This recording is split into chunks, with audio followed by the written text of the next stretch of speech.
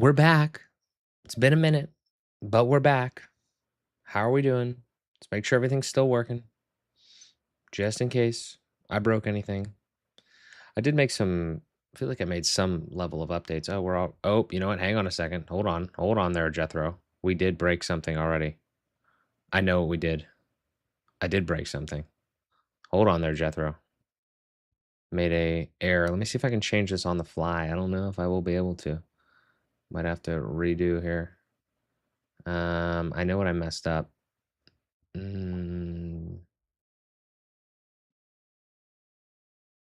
think if I just stop. Let me just stop recording my face, and I think I'm using the stream encoder. I was using the stream encoder to stream that, and that's not what you want to do there. You do not want to do that. Or I wasn't using the stream encoder, rather. You don't want to do that. Yeah, you don't want to do that. Motherfucker, I got to fix that setting. I got to write a note to fix that. I think we're good now. That's annoying, but is what it is. I guess I'm not going to be recording this one. Yeah, that's unfortunate. Yeah, that's unfortunate. Oh well, all good. I just won't be recording this one, I guess. I really hate that though, but I think I can always download it, so it's fine. All right, so anyway, welcome. We're back. Got to change that setting back. I'm literally going to write a note right now to do that. It's been a little bit. I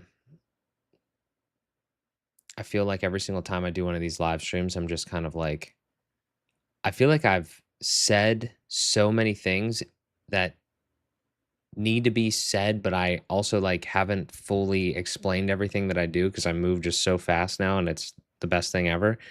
So what I want to do in this is literally just go through some examples of what my life and my work life has been like, because I'll tee this up with the I'll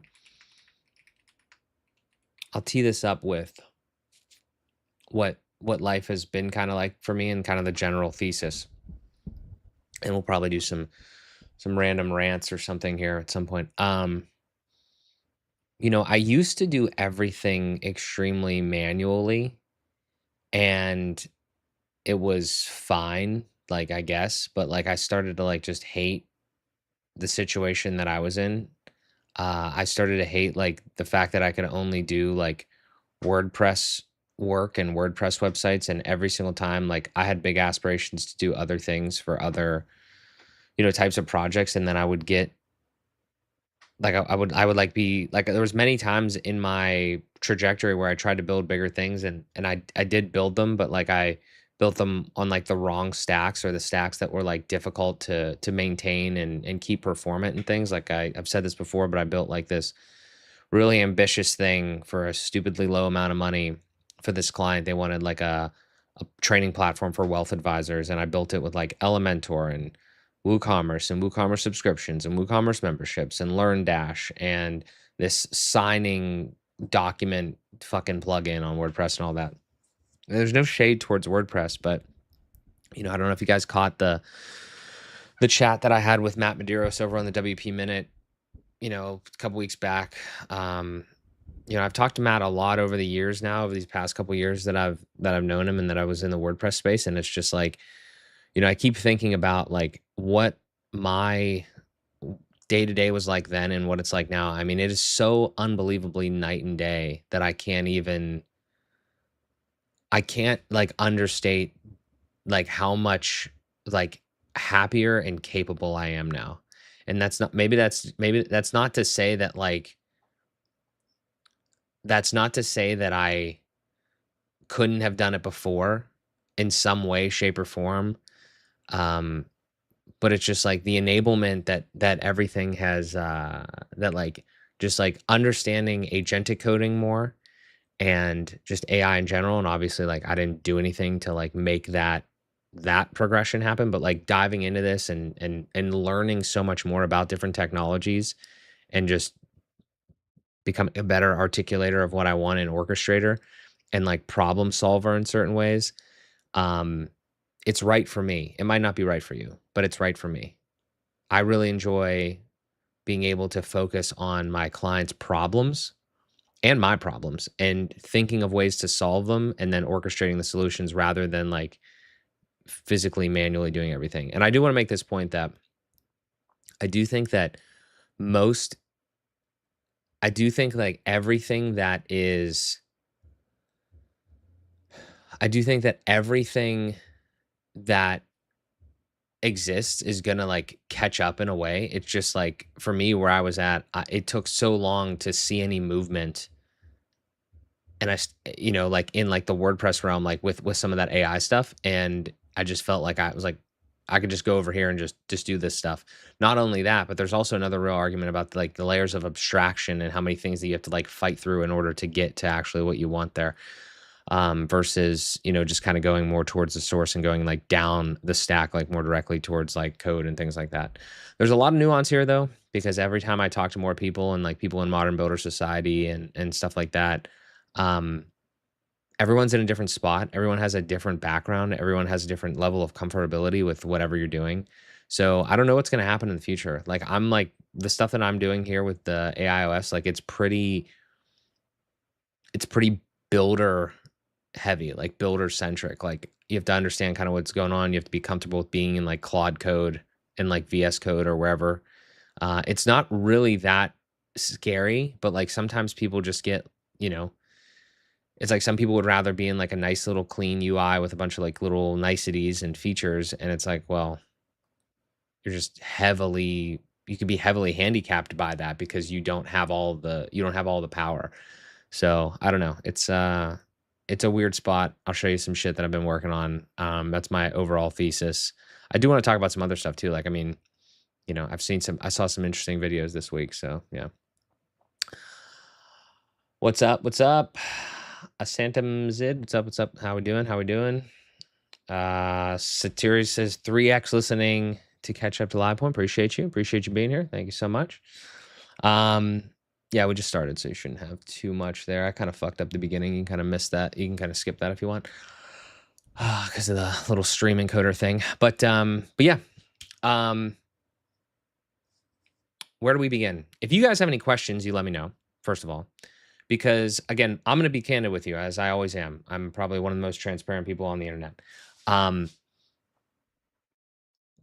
I am doing so much and I'm like just constantly having ideas and I'm constantly ripping things. And I'm doing it like not like ridiculously stupid though, in my opinion. Like I'm working on client stuff, I'm working on my stuff. When I have ideas and I have processes and things like that that I want to implement, I add it to my stack and I'll add it to the AIOS, everything I'll show you here in a second. But like the thing I don't understand is I just want to be completely clear with you. It is very difficult so far. I'm not good at this yet to like teach all of the things that I'm doing because I want to teach you everything, but that's not like the fucking best way to do it because everyone's at a different spot and I'm having a hard time compartmentalizing and putting like steps of action. I think we'll check on it in a second here. I think I have potentially the beginnings of like a little exercise that we could go through and you could just do it, you know, in your head on your end, like to kind of potentially help you with some of this stuff. But I'm still working on it because it's at least for me, it is actually really difficult to be working on client stuff, working on your own stuff, and educating all at the same time while thinking of a good way to kind of do it. So it's kind of just been like a shotgun approach, and I don't feel great about it, but I'm working on it. So yeah, that's all I can say. Where do we begin? Let's check the chat. I'm currently sitting here setting up ACF custom and post type UI, 100 resource with name file types. Can't say I'm loving it. Yeah, I mean that's a good one there. It's very PTSD. I feel like I'm back in Nam. No, just kidding. But I don't miss it. You know, and I feel bad. I'm gonna be honest. Like I feel bad because you know, I owe so much and I try to do my best to not like shit on like the old ways that I was working. And I think of it more as like stacking those skills because I did learn and I owe so much to understanding like ACF, jet engine, dynamic data, all the stuff that you guys saw a couple years ago on the channel. Because I think now that if you're just getting into AI and you don't understand any of that shit, and you're just like getting into like work and digital work, and you're just using AI, it is a little bit of I think I've been perfectly positioned to like know enough and do enough manually, but like also, but also be. Let me just unpack this real quick because I think this is a really important nuance that you guys could take with you. I'm 30 years old. I've been working in this type of industry basically for the last 10 years ish, 7 to 8, 10 years, whatever. Like through beginning of college, there is where I started building like little tiny shit. Not very much. Not all these other fucking people that are building businesses when they're 16. I wasn't that person. But like, last 7 years or so, I've been, doing actual client work and things. Um, Probably not as much as I should have, but I was, and doing stuff for myself. And what I realized is that I have been like perfectly positioned. Now, again, this is I'm generalizing, so your situation might be different, but if you're in that range of like you've tried things and you've done things manually, so to speak, and now you have AI to enable you, you're perfect there. If you're younger, right, you got to be careful that you actually understand what's going on and you're learning rather than just using AI like completely um no, without understanding literally anything that's going on. And I don't mean syntax. I more mean like composition of projects, technologies, when to know things. Like people will just rip stuff now and they're just like, build me a website. It's like, I am not that much of a vibe coder. I like want to know what I'm building still because I want a business. I am also not that much of a developer where I give a fuck about every line being written on a goddamn marketing website. Okay, so it's kind of like a balance for me, and I've always been like kind of that both right in the middle thing. It's why I've never really established a cult following like either way because I'm not an extremist on either side of like that type of thing. So but the thing that I was going to say is that there's also that other nuance where it's like if you're too young and you haven't had the reps, then you might be too green to the idea and you might like use it a little too much without knowing as much or without trying to learn as much.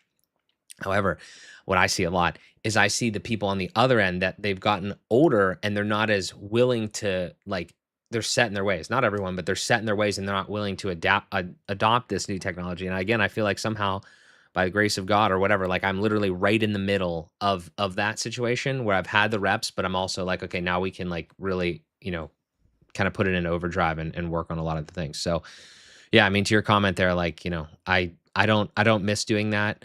Um, all of the problem is like all of that stuff, like if you understand what should happen, or if you can even articulate what should happen, like all of that stuff can be set up programmatically. Like literally for that, let me just like think about this for just a quick second. Like ACF custom post type UI. I don't know if custom post type UI has an API, but like I know ACF has like, can do post types. It was originally, just the fields. But like for instance, like just the other day, I went into WordPress, or actually, I mean, I didn't even do this stuff like on a server. I just told it to spin it up kind of like locally, but you go into WordPress, you go to your users, you go to the bottom, you find application password, grab that application password, give it to your agent, and say, hey, listen, here's the access to my, and you give it the username. Here's the access to the website.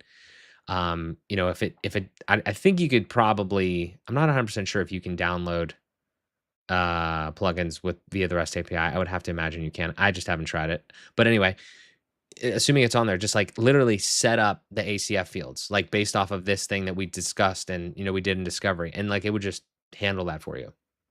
Like it would just handle it. It could handle like adding resources. It can handle all that, and that's not special. Like we're not even in a special territory here, like or anything crazy. So, um, yeah, I mean, still though, I think that me personally, and probably a lot of you guys, like we've benefited a lot from going through those steps, but I don't know. I just feel so empowered and enabled now. So yeah. What do you think about the AI effect on WordPress? I think that I'm no longer really in WordPress heavily. I have a few websites still left that I manage that I built with WordPress for clients, but I'm actively trying to get off of them. I'm actively trying to move them to new builds. I have two launching today that were on WordPress. They were built with like Elementor. Like 3 years ago, I built them, ported them over from like a Webflow situation, built them with Elementor, and I just built them. I built them better websites in like a month, maybe.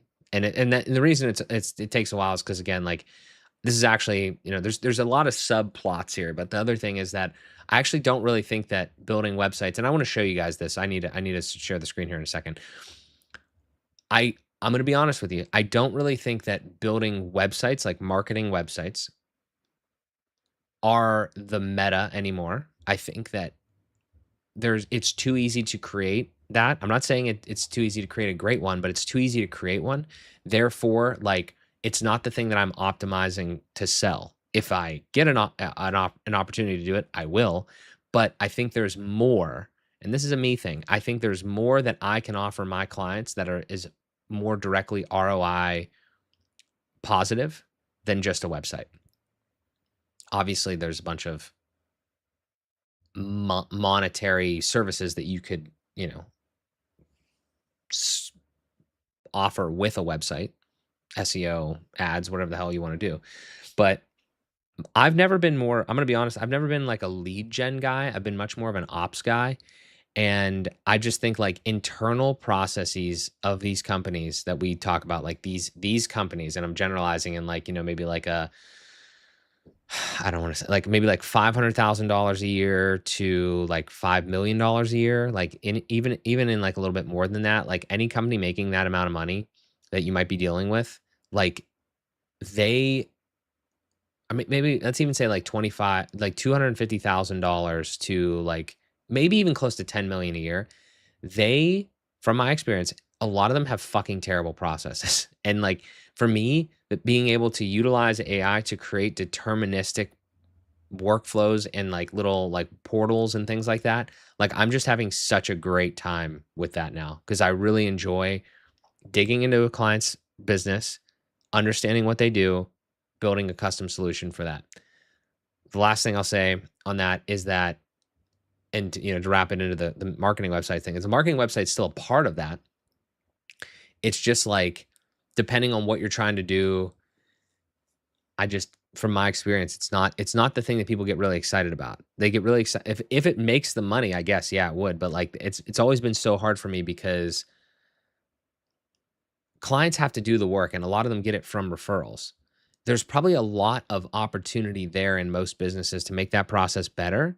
And then when you make the process better, because to me, it's always that way first. It's like a chicken and egg thing. But like if our processes fucking suck and I get you a lot more leads and you can't field them because your process sucks, then like I'm gonna look like the asshole because you didn't make any more money. Even though I gave you more leads, you didn't make any more money. So I think that that's like a big thing. Like I'm literally dealing with an engineering firm right now, and I built them a whole portal where it's like the sales side of things. So the leads come into the sale. I mean, they're literally doing this off of an Excel spreadsheet, before me. And now the leads come into the system. It's all categorized. It has all the data. It has everything like that. It has details. It pulls a bunch of information in about the properties from like Google and all these other APIs. They can see it all right there. Then they can click a button and they can view, like, again, the supplemental information that was pulled. They click another button, they say generate proposal. It generates a proposal. They can tweak a bunch of different things, and then they can show and then they have a full editor, like basically a Google Docs editor directly in the thing, so they can make any tweaks, and then they can and the next phase is they're going to be able to send it via for signature, for e-signature. And it's like those are the type of things that, again, just go back to it. WordPress was never built to necessarily be able to do that. Like it wasn't like that's like I never expected to be able to do something like that specifically in WordPress. You probably could. It would be just such an unbelievable pain in the ass that like it's not really like entirely worth it. That's built with like Next.js. But I don't know. We're getting to the point now where like I think people are starting to understand that like regardless of what happens with AI, like if things get expensive or what have you, like it's incredibly powerful and it's not like a toy. Like it's building things that fucking function. I mean, we could literally argue until the cows come home about like code quality and shit like that. But like if the shit works and like and it's not, and it's secure and everything like that, like all that shit is super subjective. And I'm tired of having those conversations because I don't fucking care. Like it's literally helping my clients. You're going to argue with my clients. You're going to argue with me helping my clients. Fine. That's fine. I'll just like continue to work and continue to provide value. And you can just, you can yell in the corner. That's fine. I'm totally fine. Very past that, completely past that that cope argument there. So yeah, I know that was a big deviation from the original question there of how WordPress and AI are going to go. But let me answer it directly because I don't know how the fuck I got that far. I think that WordPress is probably going to be fine, and I will talk a little bit about this real quick. I saw two videos this week that popped up in my feed from Ferdy and from WP Toots, both asking the same question essentially. I don't know if like one was inspired by the other, but like, is WordPress dead? Is WordPress dying? And I watched them, and I even put the transcripts through Claude, and I was thinking like, what I do is I take that information, I drop it in. I'm like, here's my thoughts on this. Like, can you synthesize this for me? Like, where are you thinking? Or like, where are my gaps or whatever? And largely like the thing that I came out of it with was one thing's really for certain is like, would these types of videos been made in 2018? Could you search WordPress is dying, go back to like 2018 and find something? And I'm not saying that you could technically do, I mean, I guess you could technically kind of do that or whatever, but like, if there's two videos in 1 week about this topic, I'm not saying it's for certain. What I'm saying is that there's a word for this, and I always think of shit like this. I'm like, I know I didn't come up with this concept, but there's definitely like some sort of like historical fucking like psychological, something like that, like human behavioral type thing to describe this. If something is being talked about, it is probably some level of truth to it. I'm not saying it's going to happen. I'm just saying that like, we don't just randomly start talking about questions, or we don't, as humans, we don't just start questioning things generally, unless we're crazy, completely crazy. We don't just, questions don't like just, conspire like in our head necessarily. And that so much so that we actually vocalize them as a community or as a group or whatever, just randomly. I've never seen that happen. Maybe I'm miseducated. It's possible. But like, we don't start asking questions about things completely randomly. So what I'm saying is that, maybe one of the ideas where there's smoke, there's fire or something like that. But I don't think that like it's much more gray than that. I don't think like WordPress is going to go away or anything like that. I know that I'm not using it heavily whatsoever. Maybe for some headless CMS work, but it's just not the right tool for me anymore, given my skill set and what I do here, and how much I've been able to change my contrary to what other YouTubers will say, I've literally been able to change my life, my whole workflow, and my day to day with what I've done, and I've done it in I feel like a less um, exotic, crazy way, or like over the top way of life. Everything's life changing. But I think WordPress is gonna be okay. I just think that everything, because there's so much there, it's any changes are gonna lag. So like Nova Mira is a great example. Like I haven't used it because like by the time I heard about Nova Mira, I already had a fucking thing that was like better in a way, or like suited me better. So it's just one of those situations where it's like, it's wherever you jump on the train is like where about, right? Like I jumped on a little earlier, like, and I'm so happy that I jumped on as early as possible, and it's still super early. And you don't have to build all your shit yourself and all this other stuff, but like this is the same thing. It's like all of these products and everything that's coming out. I talked to Christian McCoa. You guys know him, Krayler, friend of the channel. He is enthralled with this platform called Victor, this product called Victor. You guys should go check it out. And it's cool. Like it's in Teams and it's in Slack, but like I don't like that. But this is the next hurdle. The next hurdle is like, okay, what kind of person are you? Do you want to build your own shit and you want to have control over it? Or do you want to use stuff that is easier to set up and quicker to get off the ground, but you have less control? And this has been the question forever. This is the reason that people used WordPress instead of using like fucking Webflow or Wix or whatever. But it's like you have to be self-aware enough to know like what's your timing and what type of person you are. This is the thing though, okay? I'm just gonna open-ended question, then I'll go to the chat and I'll show you some shit, okay? If you want to see anything specific, tell me, because like I know I have there's some chats here that I gotta go through, and I do want to share the screen. I don't want to talk the entire time, but I do enjoy this. Just do the self-awareness real quick, the self-awareness exercise in your head. Are you the type of person that wants to have more control and build your own shit? Or are you the type of person that wants to be somewhat locked into certain pieces, up layers of abstraction, and then have to like sift through shit to make things happen? I'm not telling you what to do. I'm just telling you that I am the former. And what I realized was that with AI as my main tool, my main like, actual worker, and me as the orchestrator, it is a completely different type of abstraction. I would argue it's not even really an abstraction per se. It's it's a way to work in different layers, and if I can work lower, then I would like to work lower. Because working lower means generally less dependencies. It doesn't mean no fucking dependencies, by the way. People fucking I made that point and people are like, "Oh, you don't use npm, you don't do—" Bro, okay, I could use this much dependencies down here, or I could use all of this fucking dependencies and every other fucking plugin that every random person has ever made in the world, like on WordPress and all this stuff. If I'm like adding things in and all this other shit, like the amount of people that you're depending on is way less if you're making Next.js apps or Astro marketing websites. Like, are we actually going to argue that? Because like I don't think I could be wrong. I'm happy to be proven wrong. I don't think that's the case though. Anyway, my point is that if you're the type of person that I just here's a better way to say it. I think that if you're the type of person that was using WordPress in 2018 or 2020 because you didn't want to use Wix or whatever, you're the type of person that should probably just be using AI to orchestrate your own shit now. Because you have more control. You are already, assuming you actually do this shit and you're a professional, you are already maintaining shit. You know what I mean? Like that's the other thing people say is like, "Oh, you build apps, you got to maintain them." Bro, there's not that much maintenance that goes on. Any bug that you fix, it's like or you have like Claude fix or whatever, because they do come up. I'm not going to say this isn't like it's like, oh, you just do it and it never has any problems.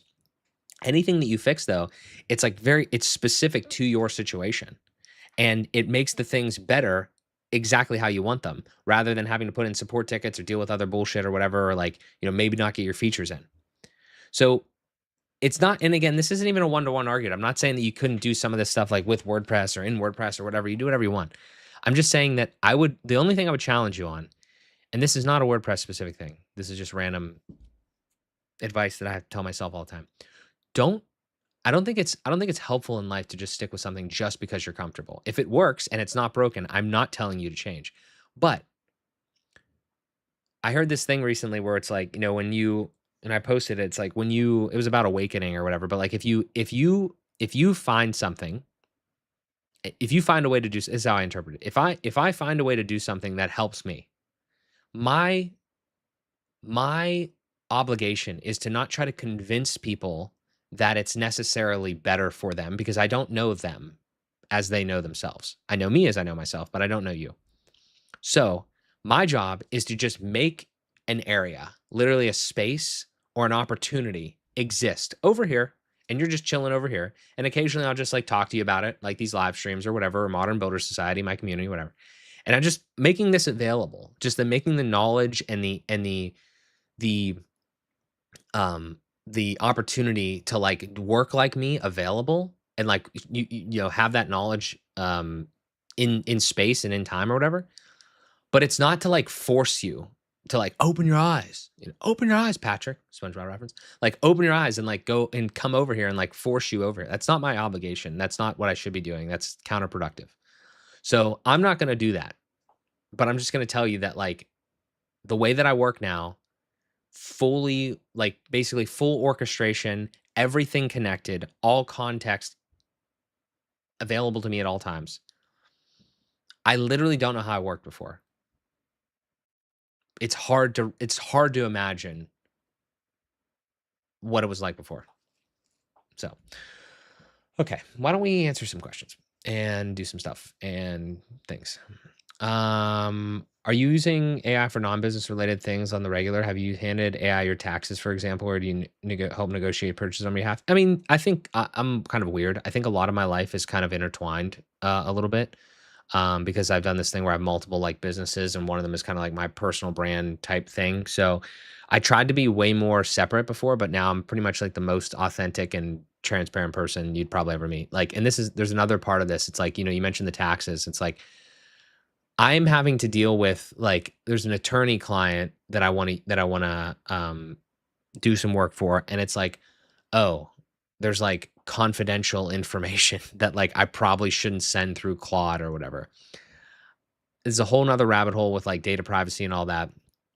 I want to try to be upfront about this and like not take on jobs that that they don't want that to happen, because like the only other option is like local AI, which I haven't delved into enough. But like for the taxes thing, like that my I guarantee you that Claude has looked at a file that probably had my fucking like social security number on it, because it was probably a tax return, which that's something for me that like, I think I try to be as realistic as possible, and like is that a good thing? Probably fucking not. Like is that like does it on the surface, is that a good thing? Well, probably not. But on the grand thing, does it fucking matter? Also probably not. Like I guarantee you that I don't really know if like anything is like entirely private literally anymore. You hear all this flock camera bullshit, and you see and all this data leaks every fucking day about all these other things. Like I'm not trying to have my data out there, but I'm also like the level of effectiveness and efficiency and convenience that this all gives me is unbelievable. So it's just one of those things where like maybe I'm falling into the convenience trap, but also like I really don't know what the answer is. And I don't have an answer. If you're not comfortable with it, maybe don't do it. But yeah, to the personal thing, like I do have like a little personal like almanac thing where like I'm crazy and I have like 250 events of like all the notable things that have happened in my life. I'm starting one for my son too. So he's got like, he's 3 months old. He's got like 10 of them in there. So yeah, that type of thing. Purchases, yes. Might be a little old school still in like purchases a little bit, because like I mean, I haven't I don't know if I really buy that much shit. Like my wife should. The Amazon purchases she makes. But I got her using ChatGPT, so she's well on her way. But yeah, I think like that's a good idea. Like I think I'm dying by the sword here on this. I still think that one of the best use cases of AI is synthesizing data way fucking faster than we ever could. And it's pretty accurate from what I see. Like obviously sometimes it makes assumptions, and it like could take a bunch of information, whatever. But like for Amazon or something, like look at all these Amazon reviews on these couple different products and like tell me what the difference is. Maybe that's not the best example, but yeah, I mean, so I would say yes, it's pretty intertwined, like largely. Um, I have a Google Pixel, so like some of the stuff that I do is Gemini, but I really don't like doing that anymore. I've been very, very good with how I work now. I work inside of VS Code. I remote control chats to the Claude Code, like basically Claude AI is how that works, and then you can go look at it on your phone. So I'm largely not using a lot of other stuff, but I really hope for the day where I can make this shit a little bit more fully cohesive. The trouble then is like some point there's got to be some sort of separation. You feel like a little bit. Um, but I mean, I have that structure going in the AIOS, so I don't know, it's tough. I think core stack is important, but the question is this way of building limited or able to really do what WP does on scale bigger projects? Um, I mean, my gut reaction to that is like I mean, like the problem and the benefit and the WordPress is like tried and true, and like everybody loves WordPress. And I work with bigger agencies now and consult with them, and they're like, "Oh, people ask us for WordPress all the time."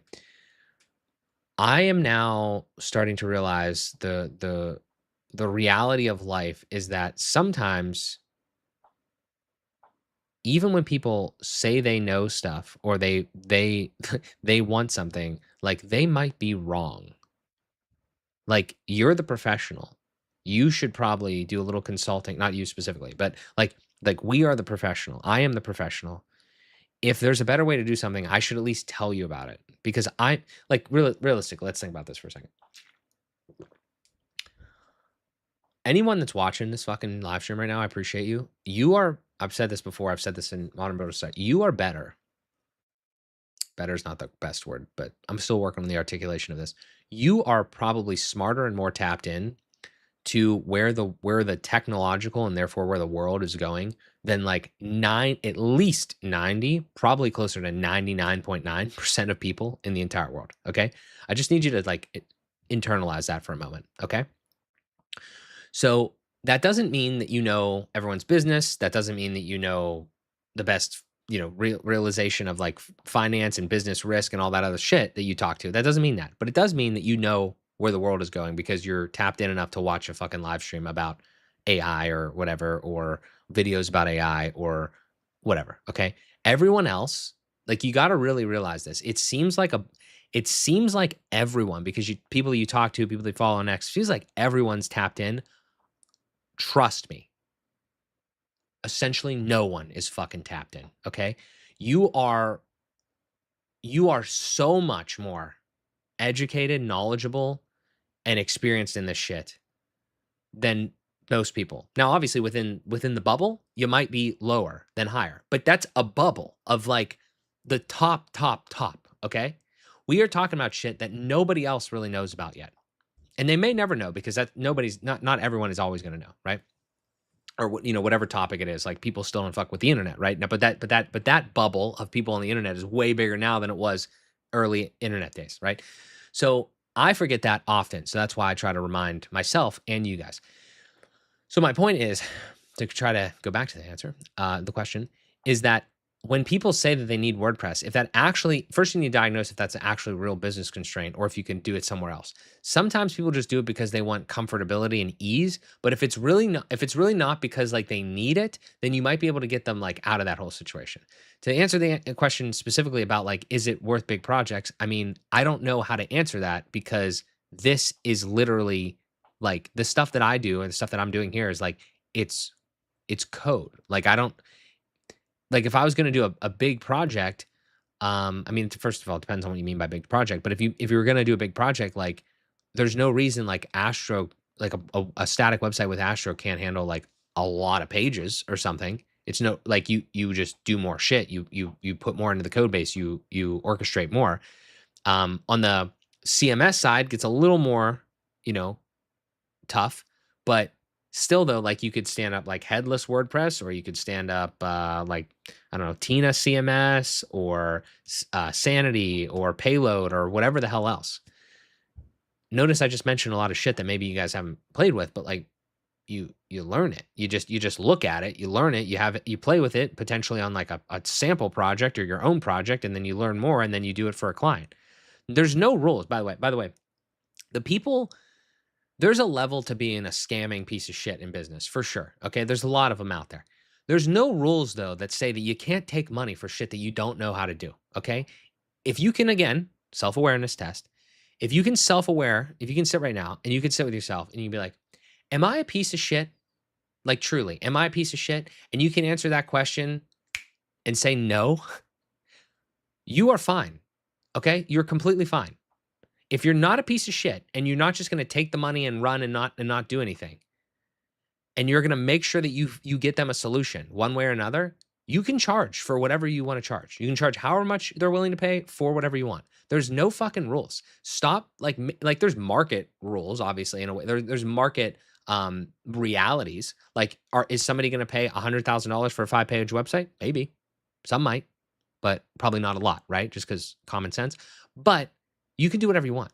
So that's just like the things. These are the things that I'm literally learning, and I'm having to learn like now fully at the age of 30, because I've not like I just my 20s were a lot of like learning there, and now I'm like actually learning / earning at the same time. Like that's just the reality.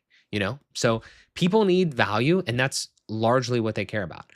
Does it have to be WordPress? Does it have to be this, that, the other thing? Are these other things capable? I mean, the answer is yes. Like, but people love fucking Laravel now. It's like, okay, well, Laravel is PHP framework, right? Okay, well, what's the fucking difference?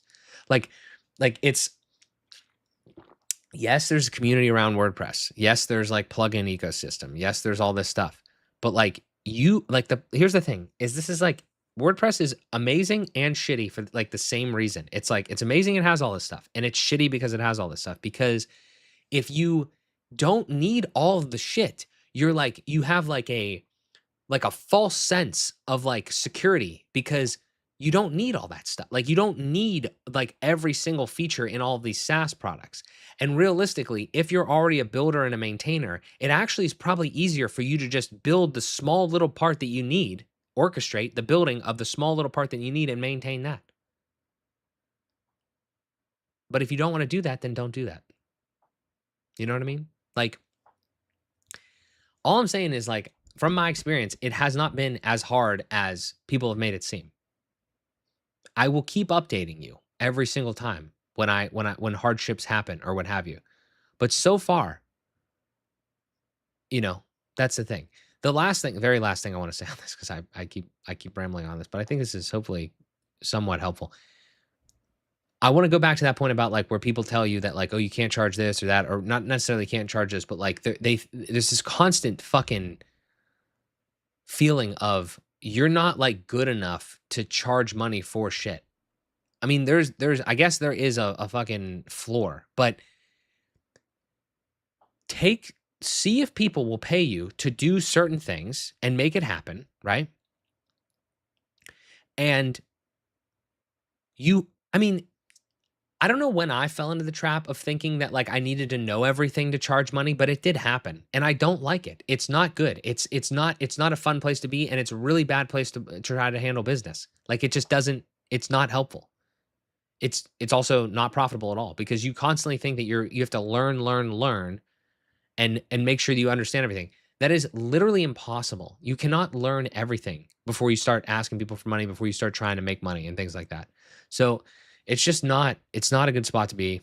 I've been there, and I'm not saying you guys are there, but you know, that's just what comes to mind with all of this. So let's see here. Aaron, what's up? AIOS is legit life changing for me so far. Insanely powerful, empowering. It makes me enjoy my business again. I've only started scraping the surface. What it's proven value. Appreciate you, man. Yeah, hell yeah, brother. I feel the same way, and I know we talk a lot in the community. So yeah, 100%. I'm happy it's working for you. I started offering monthly strategy calls where we discuss their business as a whole and not just website. I think it's the way to go. You have to become a consultant.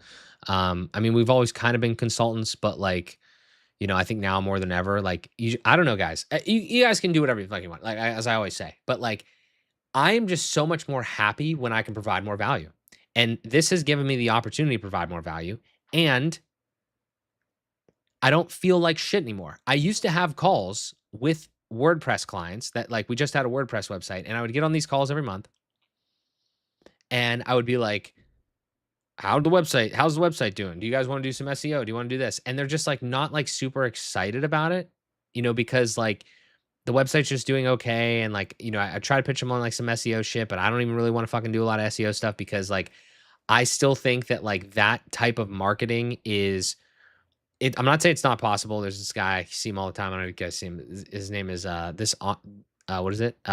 May the best entrepreneur win. Funny guy. He's always like in some sort of like weird co-working space, like on live streams and not answering any of the fucking questions you ask him. But he makes these videos like calling out these different people, and God knows his shit. But like I think about that all the time, and I'm thinking about like SEO. It's like it's such like it's not an offer that I like. I have tried to do that and think about that before, and I'm thinking, what the fuck am I gonna put on these people's website? This is a me problem, but why what am I gonna put on these people's website that's gonna make other people want to come to this business without knowing their business that well? So it's part of it's like you have to learn their business regardless of what offer you give them, whether it's just a website or whether it's SEO or whether it's ops or whatever. I just personally, the thing that I love the most is like the actual processes in the back ends of the business. I'm an ops guy. So like that's why I've always leaned into, okay, leads are coming in, you have some level of leads. Okay, well, let's make sure that this pipeline is good because you guys are wasting a fuck ton of time in the office putting together these proposals, doing this stupid like due diligence work. All of this stuff is like extremely like not necessarily automatable, but like it's very processable, I guess. And it can just save you guys a shit ton of time with whatever industry it is. And I will say the next phase of that is like, okay, well, you built that for one company. Maybe you should start building it for multiple people. I have a lot of thoughts on product that I don't I don't like the idea of doing product right now at all, because I think that with my mentality and a lot of builder mentalities, like I would never, real quick aside, I see people building products for other builders right now. I could be completely wrong, but I think that is the dumbest fucking thing you could possibly do right now. Every single builder that I know, including myself, all they're thinking about is how to build shit.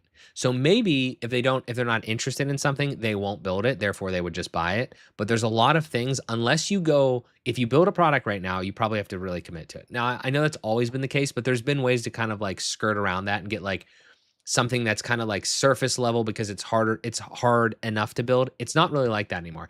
Like if I was going to build a platform, it would have to be, and I think, it's funny. I think about the tools that I use, right? We're going to go screen share here. I think about the tools that I use, right? If you go to marksmansky.co/tools, I think about all these and it's like, what do I use now?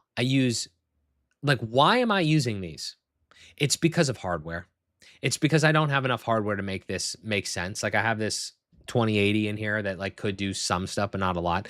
Why am I using Fathom Analytics? Because it's hard to do like bot protection, which I just made a video about this if you didn't see it. I switched from Plausible to Fathom and I pulled all of my analytics into the AIOS. So it's all backed up there from all the years, all the Google Analytics stuff, all the Plausible stuff. And now Fathom writes to there. So I don't really need Fathom, but I'm using like the hard part again of Fathom, like the piece of it that I don't want to rebuild. But those things are getting so small now. Why am I using Google Workspace? Because there's a lot of shit there that like I don't want to do. But why am I not using Senja anymore? If you're not familiar, it's like a testimonial thing. It's a great platform for maybe a random person, a non-technical person. But why did I not use that? Because I was literally, it's just a database. Like I was paying $40 a month for a fucking a database with a UI that has like approve and disapprove. Like I just use it. It's all in the AIOS now, right? Termageddon, like that's basically a service company. Honestly, they keep their shit up to date. They keep the policies up to date. Do I want to do all that? No, right? So it's just those types of things. It's mostly like hardware now, or maybe like it's different reasons that I use software now. So, there's pieces of stuff like barely even need DaVinci Resolve for what I do, because I could probably just do it all agentically. I just dump it in there to kind of make some tweaks. Auphonic is another example of like they have some special sauce in there, but even that, it's like, So it's like certain things. Canva, I don't barely even on here. I don't know if I can use it really at all. Like, so that type of thing is Bento, another great example. I'm not going to set up a whole email marketing situation and all the back end for that, right? So it's mostly infrastructure now, it's not like Calendly probably should get it off here because it's really not that special. My whole point is like, I'm not telling you to do that, but I wouldn't build a product for builders right now as well. I would build a product for, not B2C necessarily, but like maybe some other stuff like that. I mean, people are having success with it. It's just like my thoughts is like, just from my own experience, that's not really where to go. Also, these blueprints, if you haven't seen them, marketing website, these are the tools that I use to build the marketing websites now. Okay. These are tools that I use to build web apps largely, and internal workflows, kind of like a little, I don't know, just kind of started this one, but I like this. I'm big on like categorization of tools. So I, kind of tell you how I'm doing it. Austin, what's up? WordPress as a target for your AI agent makes a ton of sense for all the reasons. No agency vendor lock-in will work as is for years to come. I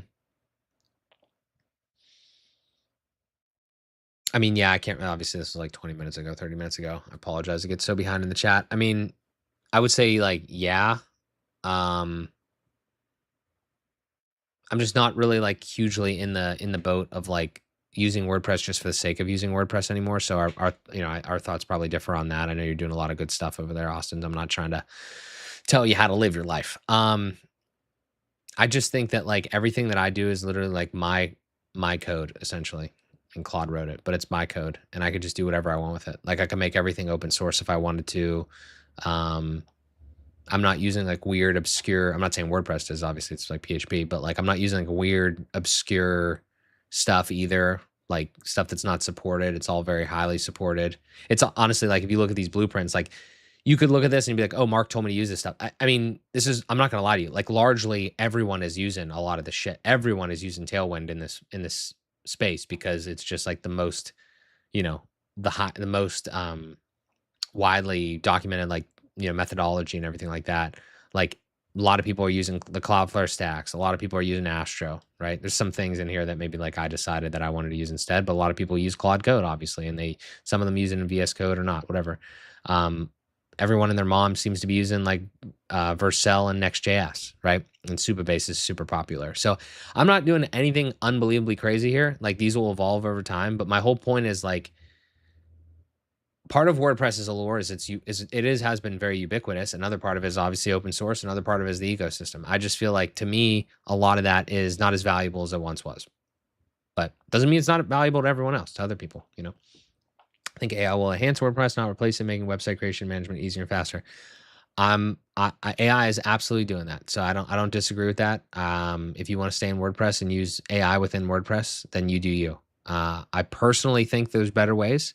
But if we both get the same outcome and your client is happy or you're happy, then I'm not gonna tell you what to do. I just think that the way that I do stuff now is and it's I just want to be clear, I have still not perfectly articulated how impactful this is. And I will try to do it real quick, I guess, now that we're kind of like in the middle of all the conversation here. Like, this is what I look at every day. I just want to be clear with you. Let me just, because the title of this is How I Work Now, Why I'm Not Going Back. Okay, so how I used to work, you guys know how I used to work because you work this way. You would go to like maybe like main WP or manage WP, maybe, or you go to like your hosting, which is like, you know, GridPane or whatever else. You'd log into your first WordPress website, you'd do some shit. Next WordPress website, okay, then you'd go over to your email. Then you'd fucking send some emails there. Then you go maybe over to your email marketing platform. Maybe you go over to like Google Analytics or whatever the fuck. Okay, do whatever you want. I don't. I don't. You know what I do? I go right here. I go right here. This is where I live. Right here. Everything is in here. Everything. It's all in a folder on my machine. And I know I've talked about this before. I owe the internet a very concise video about what I've done here, but and I didn't pioneer this. This is it's a custom config, so to speak, of this, but I didn't pioneer the AIOS concept. I heard it from Liam Otley first, but and my boy Mansell Scheffel has a lot of good stuff that I've learned from him. But like, this is literally what my life is. Like, I'm not like this. Okay, this is bigger than WordPress, by the way. I know that I came from WordPress. I was, you know, a WordPress builder and stuff like that, and I went deep on that. And I know you guys use the platform, but I just want you to understand that, like, my roadblock was not only the fact that I was using WordPress or whatever. It was also that, like, I wasn't happy with the way that I was doing it. This concept of like context switching. What I'm showing you here is the fucking end game. It's not even the end game because I'm sure it's going to get better, but it's essentially the end game right now of no context switching. I do everything from right here. Like, I can't understate it. Like, this live stream was planned from a fucking chat right here. And you're like, Mark, how the fuck did you do that? Well, I have a pipeline. I have a pipeline right here.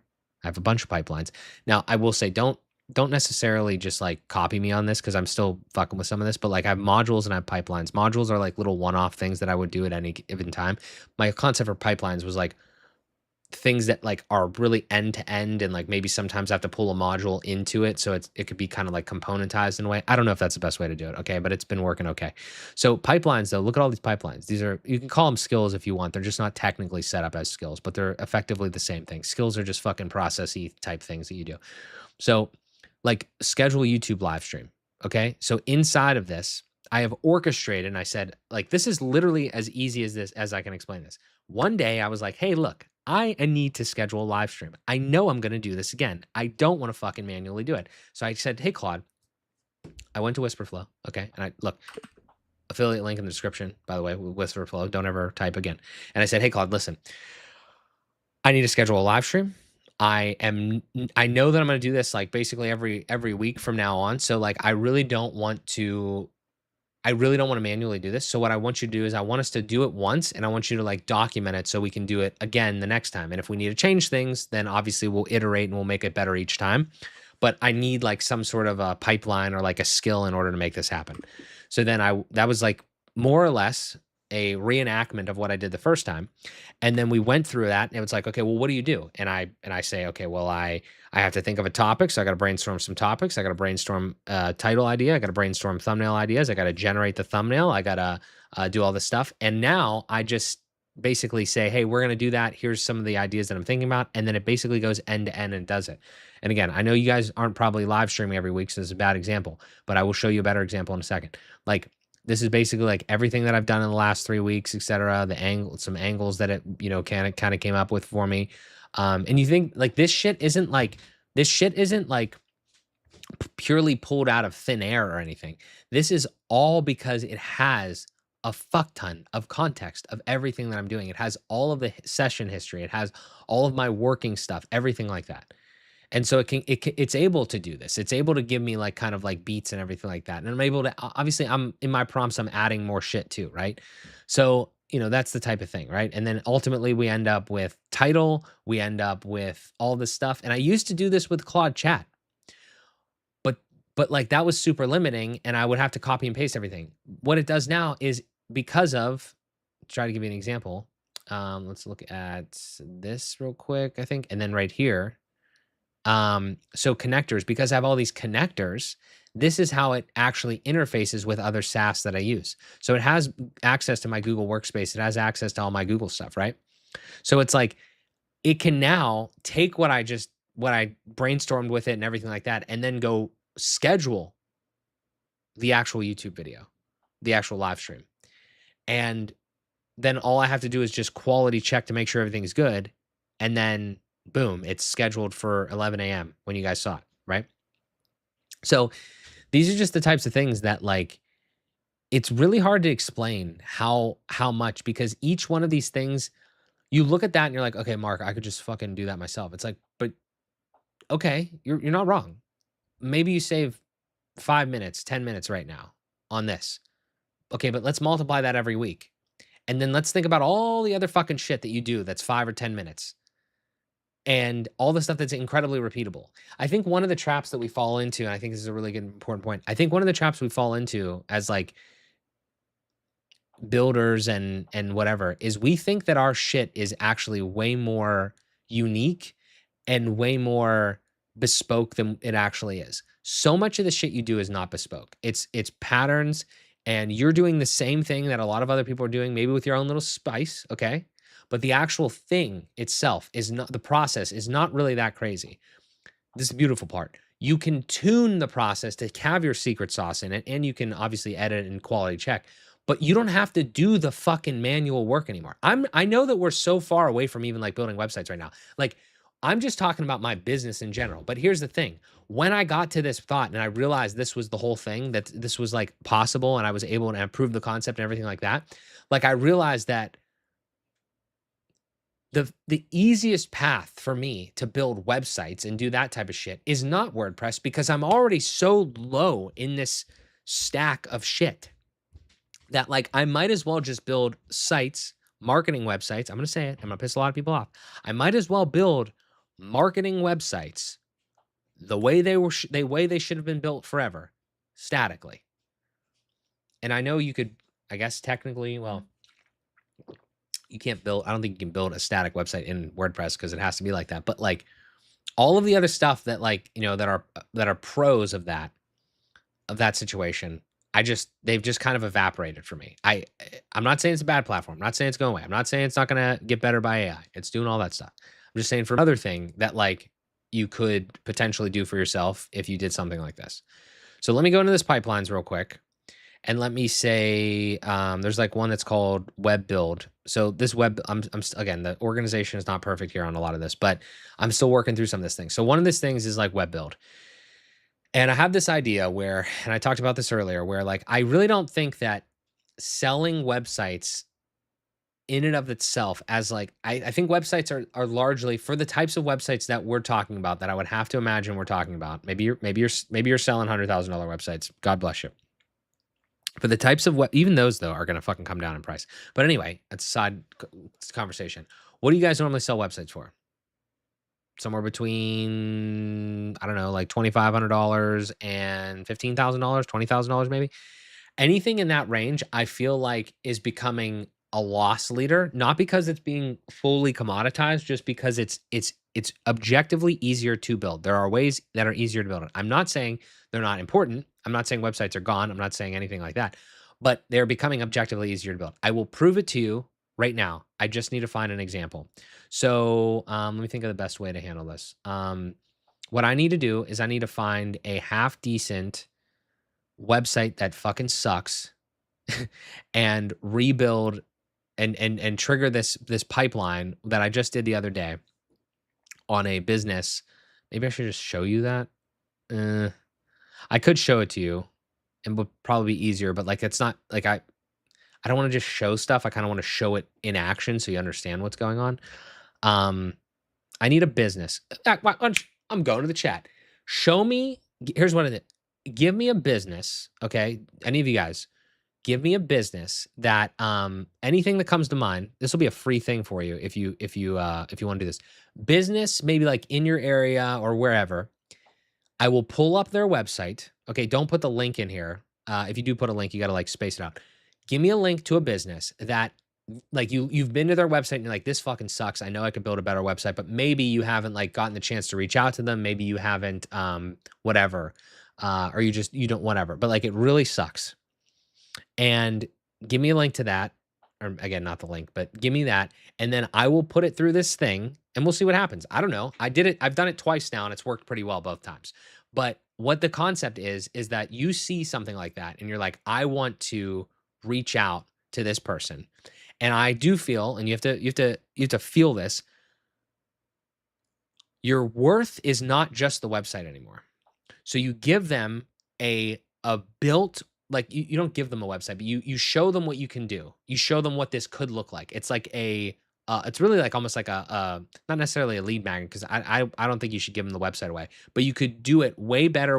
You could do it. You can make it look way better. You can make it look faster, and everything. Make it faster, and you just show them like what it could be. You would never have done this before. Like maybe you would have done a homepage or something, but you know, you absolutely wouldn't have built a whole website for somebody before, right? Like that's like kind of outside the fucking possible realm.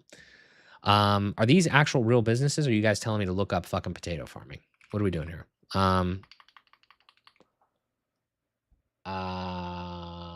Okay. 4-way computers. Turtle farm. Fucking turtle farming. Okay, is this the one? We're putting these guys on blast. What the fuck is that, by the way? Let me see here. Is this us? It's 4way.net? I think this is it. Okay. I mean, this isn't the worst thing I've ever seen, but it's obviously not great. It seems modern. It seems modern. It seems well. What is it? It's WordPress. Yeah, it's WP Break. Yeah, it's modern-ish, but it's not good, right? Like the ones that I was specifically talking about, or the one that I did this recently on. It was literally fucking like HTML, CSS ass. Okay. But anyway, let's try it. I don't know what's gonna happen. It might fucking fail. If it does, we'll fix it and we'll do it again next time. So watch this. All right. So here we go. Hey, Claude. All right. So listen, I'm doing a live stream right now. I'm trying to do a live experiment. All right. This is a website, this 4way.net. Okay. What I want you to do is we're going to play a game here and we're going to say that their website sucks. Okay. But they have a website and there's some information on it, but their website sucks. All right. We know that we could build a better website that communicates better, et cetera, looks better, shows their product better, whatever. And what I want you to do is I want you to use our prospect web build skill to to just run that and stand that up and everything like that. Also, for the love of God, if you didn't change this, do not put this in my AIOS, especially now because I'm probably not going to use this. Put this in the projects sibling folder that we have, okay? And then obviously do the rest of it, stand it up and everything like that, because I want to make sure that we can see it and everything. Yeah, just do your thing. Okay, look. Would you ever fucking build a website like that? Obviously not. Okay. I know that was like vibe codey in a way, but you got to understand what's actually happening there. I did this a couple times and I told it explicitly, like everything, what to do in here. Okay. And I mean, largely it's almost just direction, but you have to understand again what's happening. I'm not just going to sit here because this is going to take a little bit. What it's going to do, I'm going to paraphrase. It's going to go look at that. It's going to grab all the information it can from that. It's going to download it. It's going to bring it in. It's going to be like, okay, it's going to literally act like you. If you imagine you had all the time in the world and money was no object and you needed to build a new website for this, it's going to look at it. It's going to take all the information that it has. It's going to like bank all that information, be like, okay, this is what the client has for us. So obviously you would want more information from the client. I'm not saying this is going to be a fucking finished product that you could sell heavily. Okay. The point is to quickly spin up a better version of what they have so you can demonstrate that you actually give a fuck and you could do a better job, and to start the conversation. Because I don't know about you guys, but I get a bunch of trash ass outreach constantly in my LinkedIn and in my email, people not even caring about anything that I'm doing, just blasting shit out. I don't even understand why they're paying to do that. It's a separate issue, but like if you actually want to sell somebody on something, do something like this. And actually it's funny, I do see people on like Instagram and Facebook or whatever, and they like they'll put this on their phone and they'll walk into a business like a nail salon and try to sell it. I think that's kind of dumb because I don't think those people are going to want to buy that type of thing right there. But this is an option. You know what I mean? I think that you'd probably have better success on like actually trying to establish some rapport with the people that you try to do this shit with too, a little bit. I'm not really advocating for you to do this to like 50 businesses and just spam it out there. I don't know. I've done it a couple times. It's, it hasn't fully worked yet. Okay. But the technically works. So there's something there. Okay. We can just play around with it, but I wanted to show you that. So we'll let that run and then we'll come back to it. Let me see if there's any other talking points that I want to make sure too of. I mean, obviously there's a million things, but we also have a million chats. So let me try to rip through some chats. Appreciate all the engagement today, guys. You guys are popping off. I know this was a fucking half an hour ago, but do I use Sanity? I use Sanity for one project. You can see it in Modern Builder Society. I think the video is actually on my YouTube channel as well. I used it for an insurance agency. I'm gonna be honest with you. I like Sanity in the sense of that you really don't have to do anything on the front end for the most part. Like it's all programmatic. But I'm not really a big fan of it. Like I'm not really a huge fan of like Sanity itself. It's just kind of fucking annoying. Like I might be using it wrong because I used it one time, but I used it pretty in-depthly. But it's just a weird experience. Like it feels like maybe it's because there's different plans too, but I don't know. Maybe it was just different. I don't know. It's okay. It's okay. It's a place to start, I would say. Yeah, I know. We get it. Yeah. If you're a WordPress stan, just do WordPress, bro. It's fine. I'm not trying to tell you to get off that. I don't, this is, I look at this and it's just like, to me, I'm going to be honest though with you. I appreciate you being here and I appreciate the questions. But when you say it like this, it sounds to me, I'm gonna be completely honest. It sounds a little like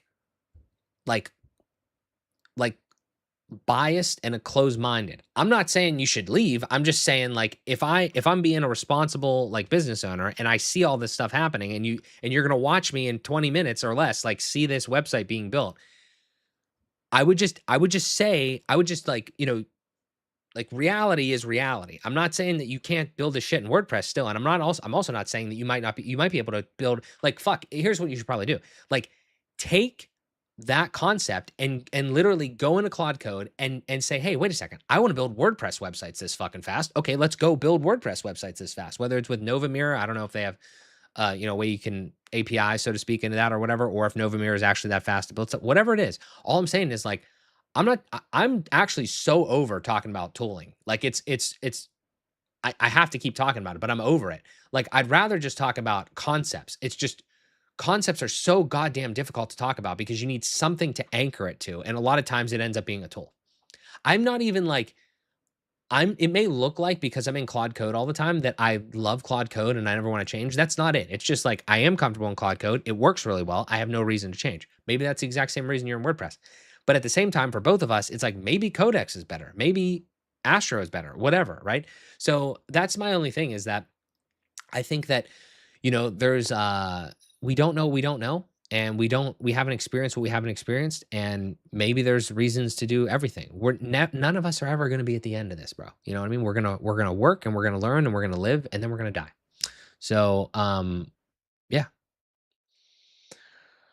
We use headless WordPress on some, but we go 100% Astro for the DB. 100% Astro for the DB and now WP at all. Am I missing that? Am I missing something there? I don't know if I'm interpreting that correctly. My marksemansky.co website is fully Astro. There is no CMS. Anytime I want to change anything, I tell Claude to change it. And I don't need to be in the folder or anything like that. I'm always in this AIOS folder that you can't see here. I know I'm not sharing right now. I'm always in the AIOS folder, just like I was 2 minutes ago. And I say, hey, I open a new chat and I say, hey, I want you to change some stuff in marksemansky.co. It knows where everything is because it has all the context. Like it just has everything like explained out there. Let me just try to explain that to you real fast. Again, I owe the internet a full ass thing on this. I apologize. I need to do it.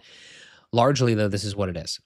We talked about the connectors. The entities are the things that I have. You might not have all these entities, but I have personal. You should probably have personal and business, maybe, I would say at least, right? But I have personal, I have Szymanski Media, Motive 11, MJS Industries.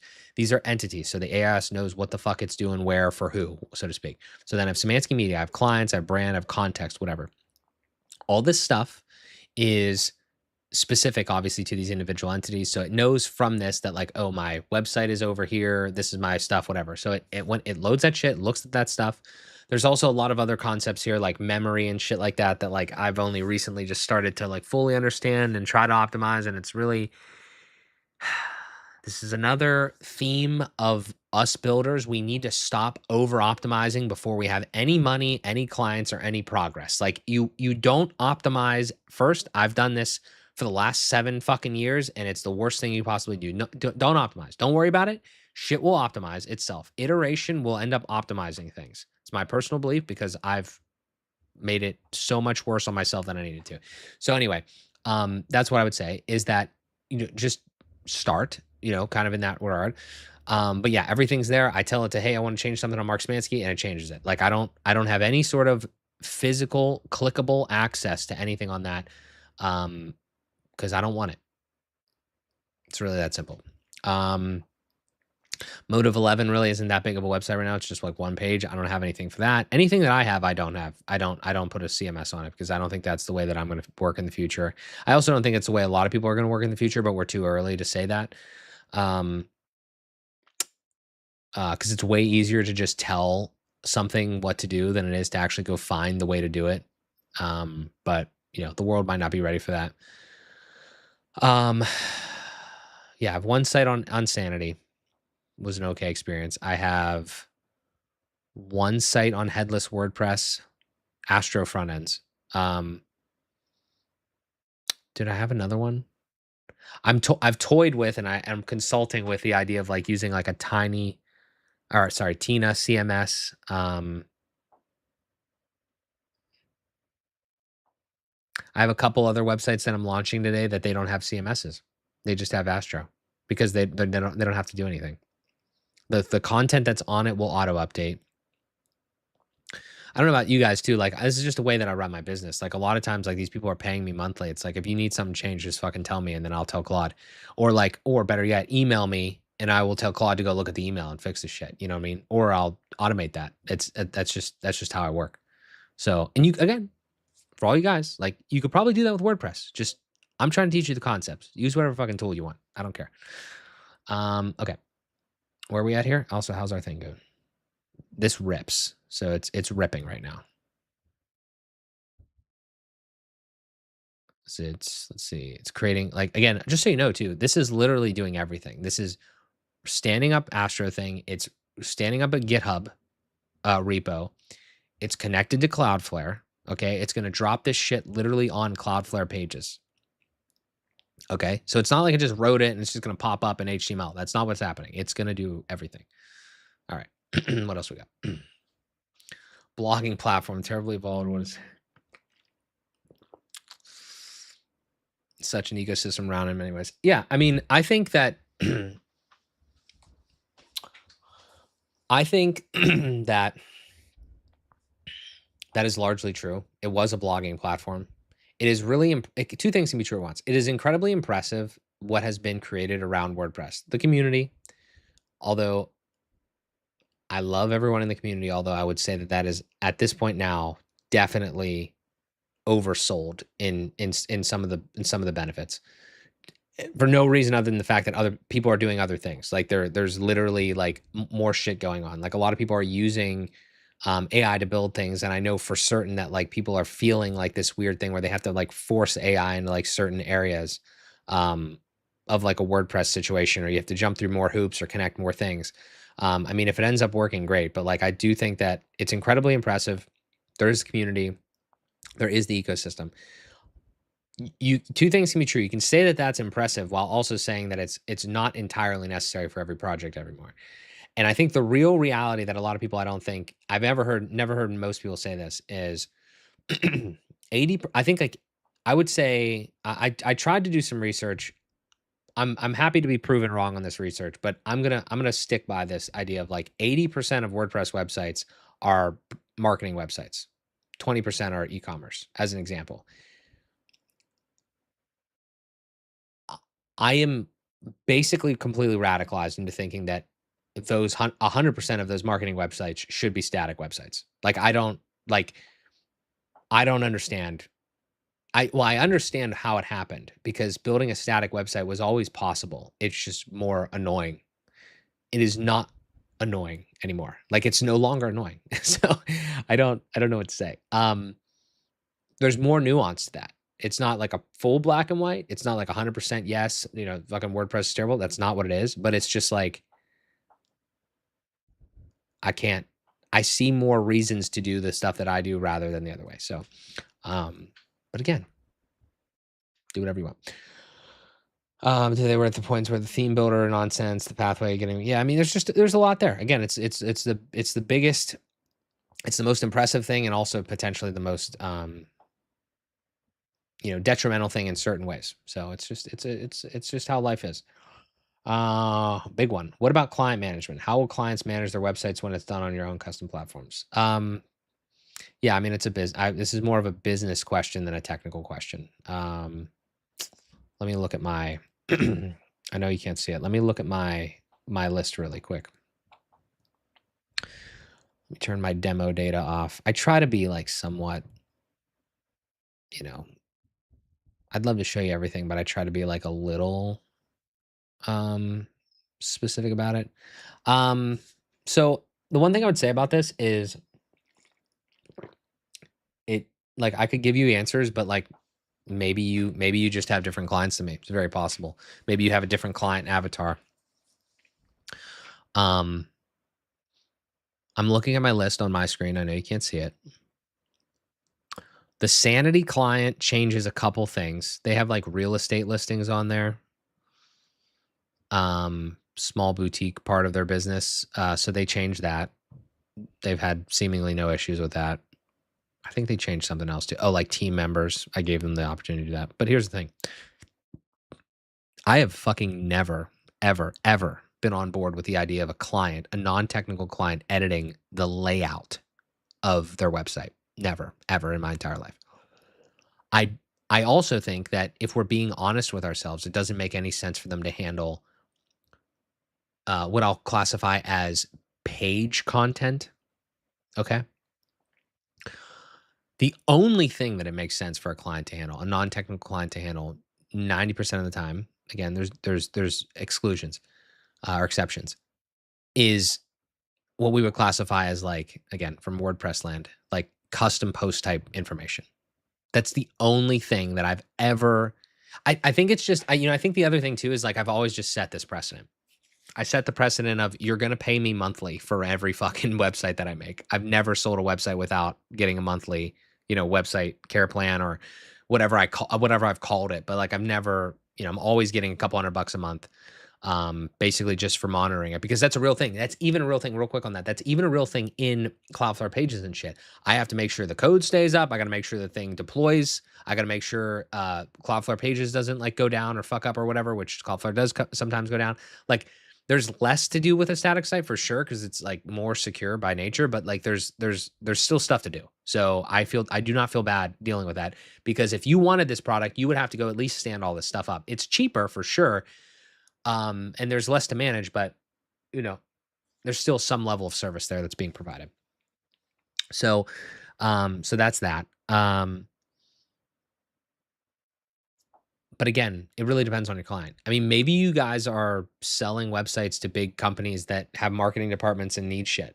I will tell you right now, this is not conjecture, random bullshit. I am consulting with a company that makes $3 to $5 million a year that builds websites in WordPress. Okay. And I'm talking to them and I'm trying to like work with them to move into the next era.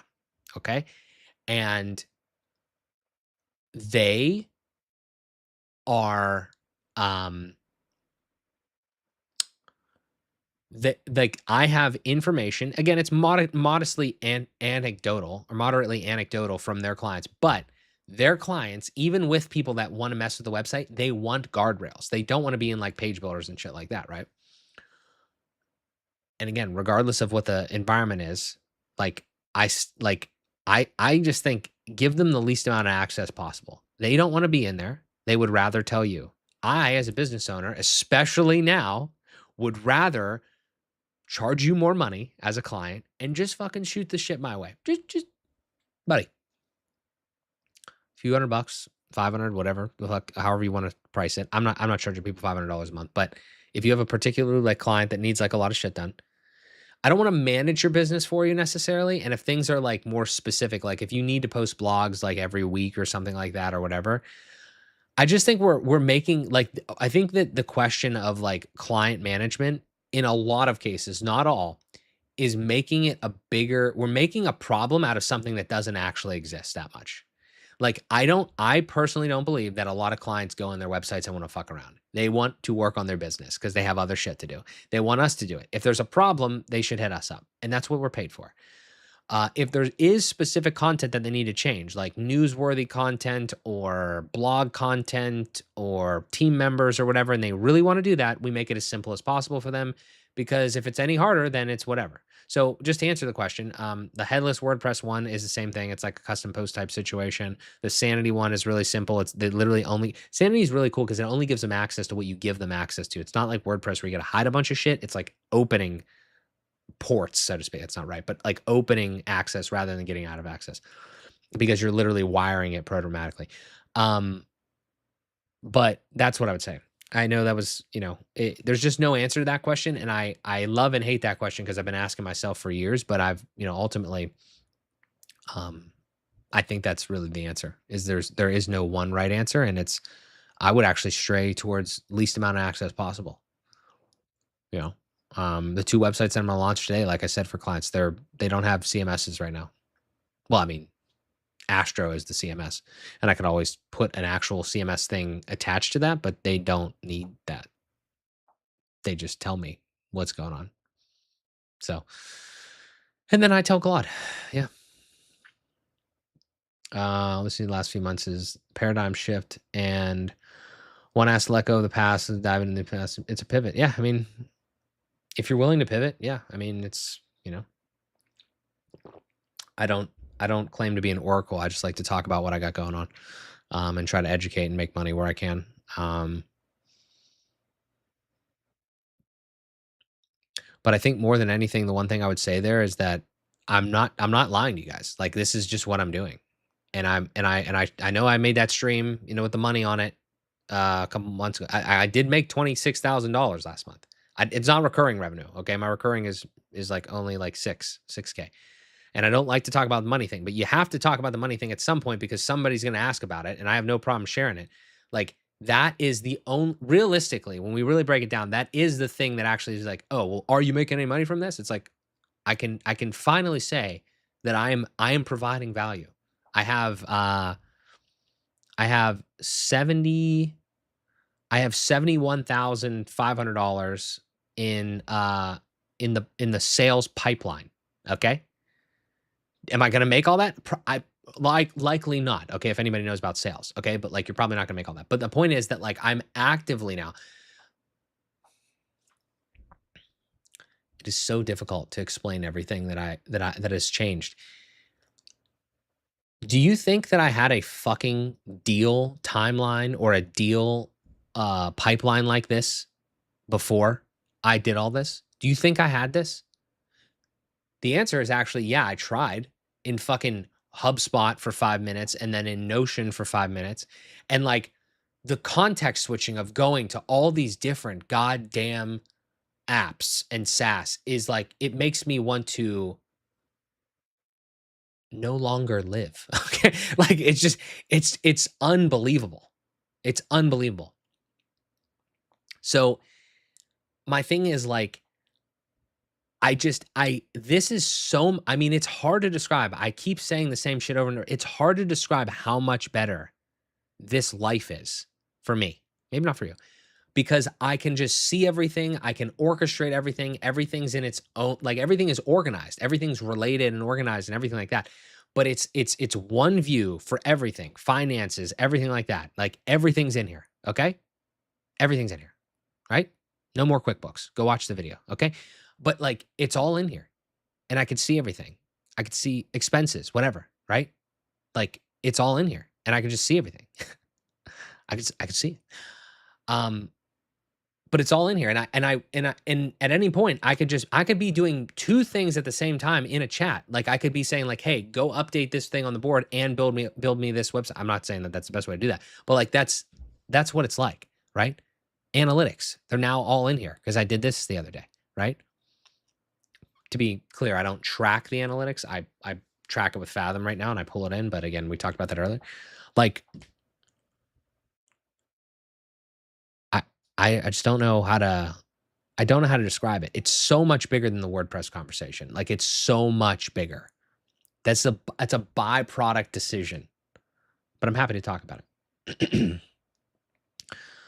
99% of people on WP also seem to get these clients that they feel, yeah, exactly. They need to change it. They think they need to change it. Maybe. I mean, no, I think it exists. I just don't think it's as prevalent as we make it seem. But I get it though. Okay, I get it that we want to solve problems. We're problem solvers. I myself think about problems before they happen. Sometimes it's good. Sometimes it's just a waste of time. So yeah, client doesn't really want to do any of that shit ever. Yeah, I would agree with that. I've never had a client touch their own website. Yeah, I would just say again, like I would set expectations of you're going to pay for me. You're going to pay for this shit every single month if you don't do that, because I know some people don't do that. And then you're not going to touch it. I got it. Don't worry about it. Unless there's I think unless there's specific things, but just got Claude Code to reconcile my accounts. Fuck yeah, dude. I give it all the data. Ruben, what's up? Sorry about this question being a fucking hour overdue. God damn. Sorry, guys. Right now, my single source of truth is Notion. What I like about it is that it's easy to access that data on mobile. I would agree. That's definitely a thing. So here's the thing, the breakdown. Okay. And I'm not going to lie to you guys. This is where the next version of what I have to do is, and I'm going to have to do it very quickly because I'm getting asked this question in Modern Builder Society. Link in the description if you guys want to get in there.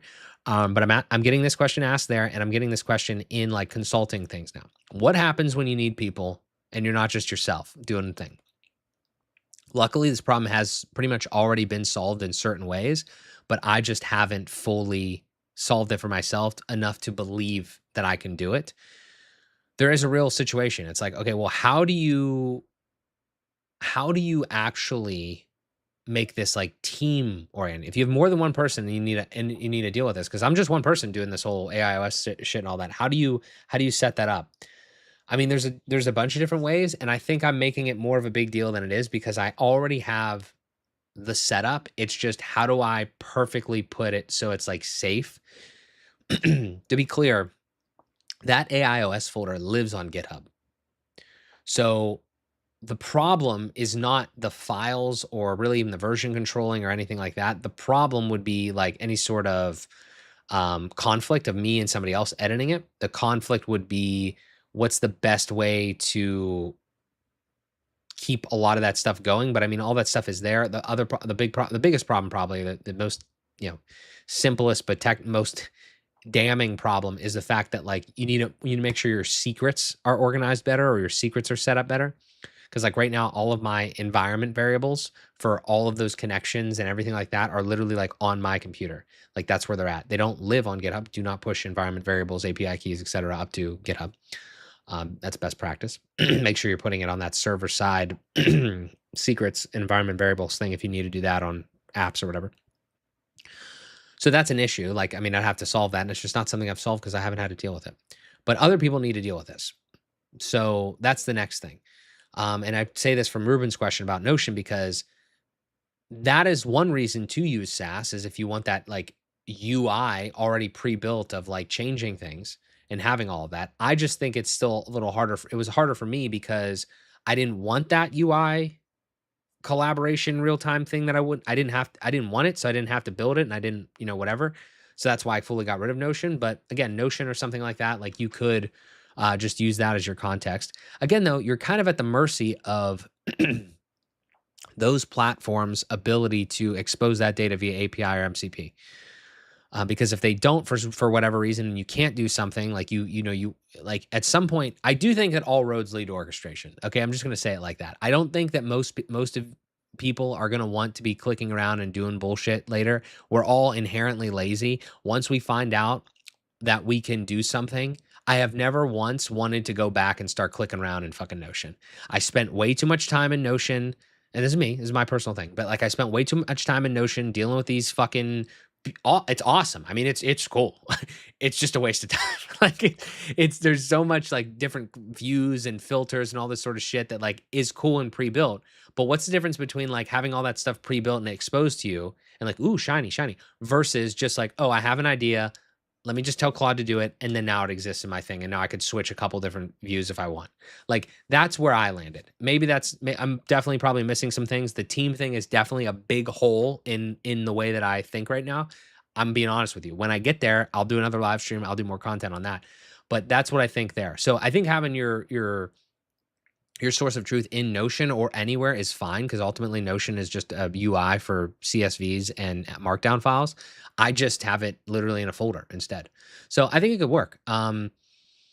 There's other concerns of like, oh, are you paying for Notion? Like, how are they saving that stuff? Make sure that's backed up, type like that. But because like I'm backing my shit up as well to obviously to GitHub, and then like a lot of the other data is either going to Backblaze or I think it's mainly Backblaze, but like other places like that. You are going to have to care about more things, but it's just like in a different manner, right? Real quick too, by the way, this thing is still running. How long has this thing been running? I know you can't see it right now. When did we start this shit? But I mean, it's doing everything, dog. It's like it's doing OG images. It's doing all sorts of stuff. I do want to make sure that we get that before we end this at some point. I want to make sure that we look through that. Let me go back to the chat because you guys have been an absolute awesome bunch today. Don't bother with local AI models. Anything can run on a sub 30K setup isn't worth the type of work. Yeah, I'm worried about that, man. Yeah, I gotta. The client work though, some of the client work that I want to do, like they care about the confidentiality. So like I'm gonna have to fucking deal with that. I'm just gonna tell them buy a bunch of fucking GPUs for $150,000. How to use your AIOS on mobile or talk with? Oh yeah, okay. So this is a good example. I'll demo this. I'll demo this for you. I've demoed this before, but I think this is. I use it in two ways. Okay, I should make a fucking video about this. God damn it, I gotta do this stuff. Okay, so this thing is still ripping. Cool, cool, cool. If we go to, let me see here. This is the way that I currently utilize this. So I'll tell you honestly, this is what happens. I'm in here. I'm doing, whatever. I'm saying like, okay, God damn it, Claude, get the fuck in there. There we go. Sometimes it opens over there. I think it's like wherever I'm focused. Hey, this is just a test. Are you working? So like I'm doing some stuff, I'm building a website, whatever, cool. Okay, now I need to leave my desk to either use the restroom, walk outside, go hang out with my wife and my son upstairs, whatever. So I say / remote control. And then what this does, okay, just to be clear, this chat that you're in here, whether you're in the command line or in VS Code here or wherever the fuck you're using it, if you're using Claude Code, this stuff is getting saved to your machine because it's a local situation. It's getting saved all to your machine, all of your history, all of your shit. It's getting saved there. Obviously, I'm saving a lot of things in this AIOS folder, but all of like the Claude specific stuff is literally getting saved in like .claude in your like C drive or whatever, okay? So all that's getting saved there. However, when you click this remote control thing, okay, something happens. I'm not 100% sure, but it goes to Claude AI now, like because it's pushing your conversation now up to your actual like account, and to some way, somehow, I don't know to what extent because I haven't looked into it because I don't really care that much. It is now going through. It's always going through Claude servers, but now it's going through your Claude account. Notice that like if you go to your actual Claude chat and you're messing with Claude chat, that's all in your account. That's not on your computer at all. But Claude Code works inherently differently. And when you do this, this is a Claude feature. So what this allows you to do is if I go to my phone, I mean, you can go to your phone or you can go on a different computer and you can open the Claude app and you could go into the Claude Code section of that. But if I go to my phone and I just go to the chat and then I go to code, now there's like all of these. You see this? Let me go here for a second. There's all of these chats in the code section of this app. Okay. See? And if I click the one that I just did, hey, this is a test. Are you working? See that? So then if I go over here, like that's the remote control feature. That's what it does. And then if I say, if I go down here and I use Whisperflow on my phone too, affiliate link in the description, test from my phone. And I click send on this, and then we watch the screen. There we go. So that's how I work. Now, again, it's a different way of working. Can I see the shit? Well, yeah, I could. If I go to my phone and I just go to mission control, which is just a subdomain on my domain that's auth protected, password protected. And I turn on the goddamn privacy blur or whatever, and I go into here, then I could see it all here too. You're right. So it's the same thing. It's just what I just showed you there was the mission control situation. So yeah, that's how I work. Is it the absolute best? It's kind of annoying in certain ways because it has this thing where you're supposed to be able to enable remote control for all sessions, but it's not the greatest. It doesn't work fantastic, and I haven't really got it to work here. It works if you start it in Claude Code, like the desktop or the desktop app. But that's how I work. And once you get the hang of that, it's really not that bad. And it's great because you can still just do everything. Now, again, big problem or big concern or big limiting factor, this machine stays on 24/7. That's just how it works right now. Okay. Could put it on a VPS, just haven't dealt with that. It's just it's one of those other things where, it is what it is. Is it the worst thing in the world? No. Is it awesome? No. So, but we're iterating. So when I figure out a solution for that, I'll let you know as well. Oh man, you guys are absolutely ripping in this chat. I love you. Almanac thing. Yeah. Yep. I love it. You gotta, yes, WP. Lars, my man. You guys are gonna fucking love the episode of Fueled by Progress that Lars and I did. This man has a lot of great insights. Claude has not finished editing that episode yet. Appreciate you being here. User role permission. Yeah, 100%. Yeah, there's a lot there. Educational institutes, for example, are often huge sites that benefit from. Yeah, there's definitely some perks. Keep using WP for the educational institutions. Definitely Definitely don't agentically code this. That was a little cheeky. Whoever figures out the framework system that solves the AI first workflow that results in a tiny to large scale website needs in a way that just doesn't have to. I'm not reading very well right now. Large scale website needs in a way that you just don't have to think wins. Yeah, I mean, I think that the problem is that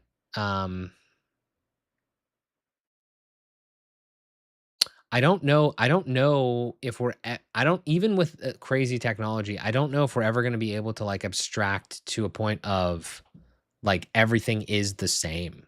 You know what I mean? Like I don't really know if that's ever going to happen. Also, before we go any deeper on this, I want to just I saw that the thing got done here, so I want to show you here. All right, so this big long thing. Remember we did this like 30 minutes ago or whatever, and I told you about this whole four-way.net that Ruben gave us, right? And I just said, "Hey, go do the thing," and you know, it's basically a pipeline.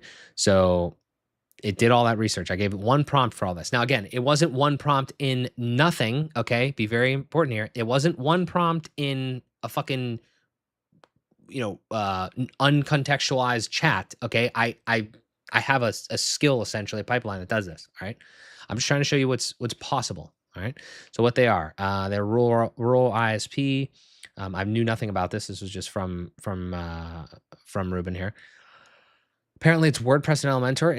I think it kind of got that wrong. I mean, it did have an Elementor vibe, but my Wappalizer said it was WP Bakery. But three things wrong on their site. Looks dated. You cannot find out if you can get service. Okay. And again, this is just from this. I didn't do any of this. I barely looked at this thing. Okay. And I'm not saying this is how you should do this. Okay. I'm not saying just sell this. I'm saying it's a good idea to get acclimated, to just kind of show them potentially what you could do, maybe start from somewhere, something like that, right?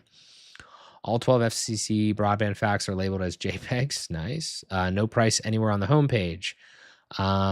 What I built, 10 pages, everything from their own content, prices, all 59 towns, SVG logo, address checker, address checker above the fold. Interesting. I don't know if that actually is going to work or not. Measured the same viewport. Okay. Where it lives. Projects, not AIOS. Cool. Projects is just another sibling folder that I have to AIOS in my C drive where I put all the actual deliverable stuff. So I don't have that in my AIOS. Like think about this as context of your business, context of what you do, your state, which is like basically there's like a database, like there's an SQL like database in here that I mirror up to Cloudflare to show that live on the mission control. But that's where everything is in here. But that's not where, like, I wouldn't put a website in here. I put a website in this other directory. That is the working repo that then gets pushed up to GitHub and is like synced there. And then that shit obviously gets deployed to Pages, or if it's a web app, it would be Vercel. All right, research, build plan, okay, logged as deal 96, cool. Okay, I probably shouldn't have fucking had to do that, but it literally logged it in my goddamn, in my thing too, so I'm gonna have to delete that. But that's part of the process, and if you're sending these things, you would want to do that, okay? All right, so nothing's been sent, Oh, shit, did it even do the, oh, I didn't do that part yet. So this was something that I did last night. It was pretty sick. So the last part of this process is, again, I built it to be like kind of like a full process. So it's like it builds a thing. Then it also, I build like I want to do, I do a walkthrough video. Like I did this yesterday for a prospect. So I make a walkthrough video, and then it does this thing where I made this a subdomain on my Motive 11 thing, and it makes it like, you guys have seen like a Loom video, right? Where it has like a Loom basically a landing page, and you could send that to a client. I basically mimic that. So I make a video, I store it on bunny.net because that's where I store all my streaming video. And then I dump it in that page, and then it shows up like on this situation. And that's the thing that I would like call them to action for too in the email. So yeah. Apparently 3 Cloudflare builds failed before deployed. Windows generated lock files. There's some sort of lock file situation. I got to clean up some shit here, but I think this works. So what we're going to do is we're going to click this button, and we're going to see what happens. Okay. So old website, new website, old website, new website. Okay. Okay. Okay. Okay. Am I looking at any of the real text or the content here? Not too much. Okay. Do I trust the thing to have synthesized this data pretty well? I personally do. Does this look like something that you could potentially sell to somebody?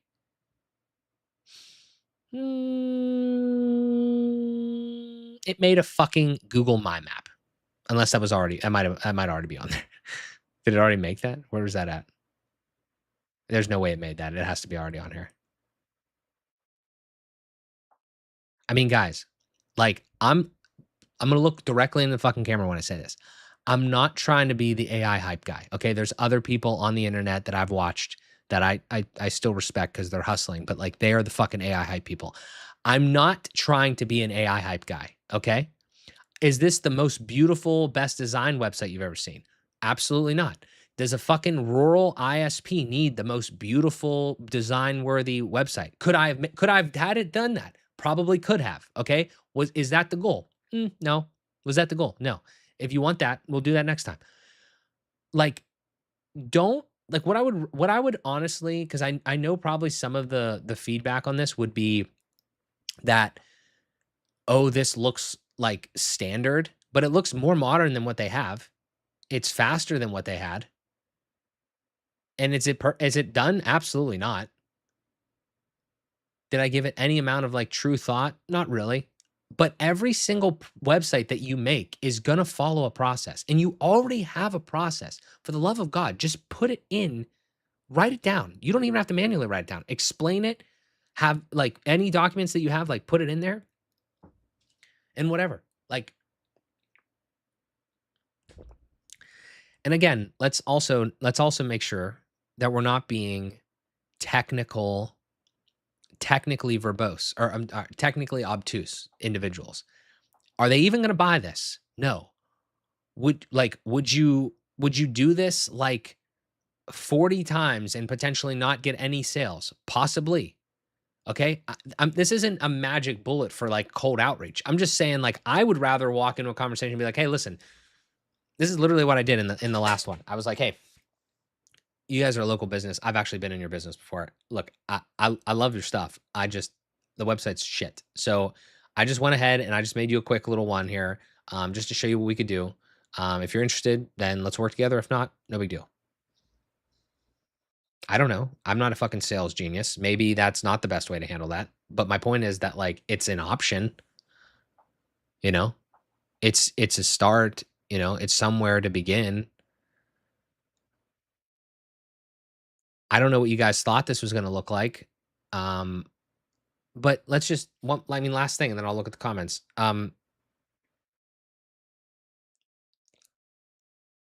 This might look like some other websites that you've seen. But if you're being completely honest with yourself, and I didn't just build this with AI in 30 minutes from one prompt with a heavy pipeline skill, do you think this is AI slop? Would you assume this is AI slop?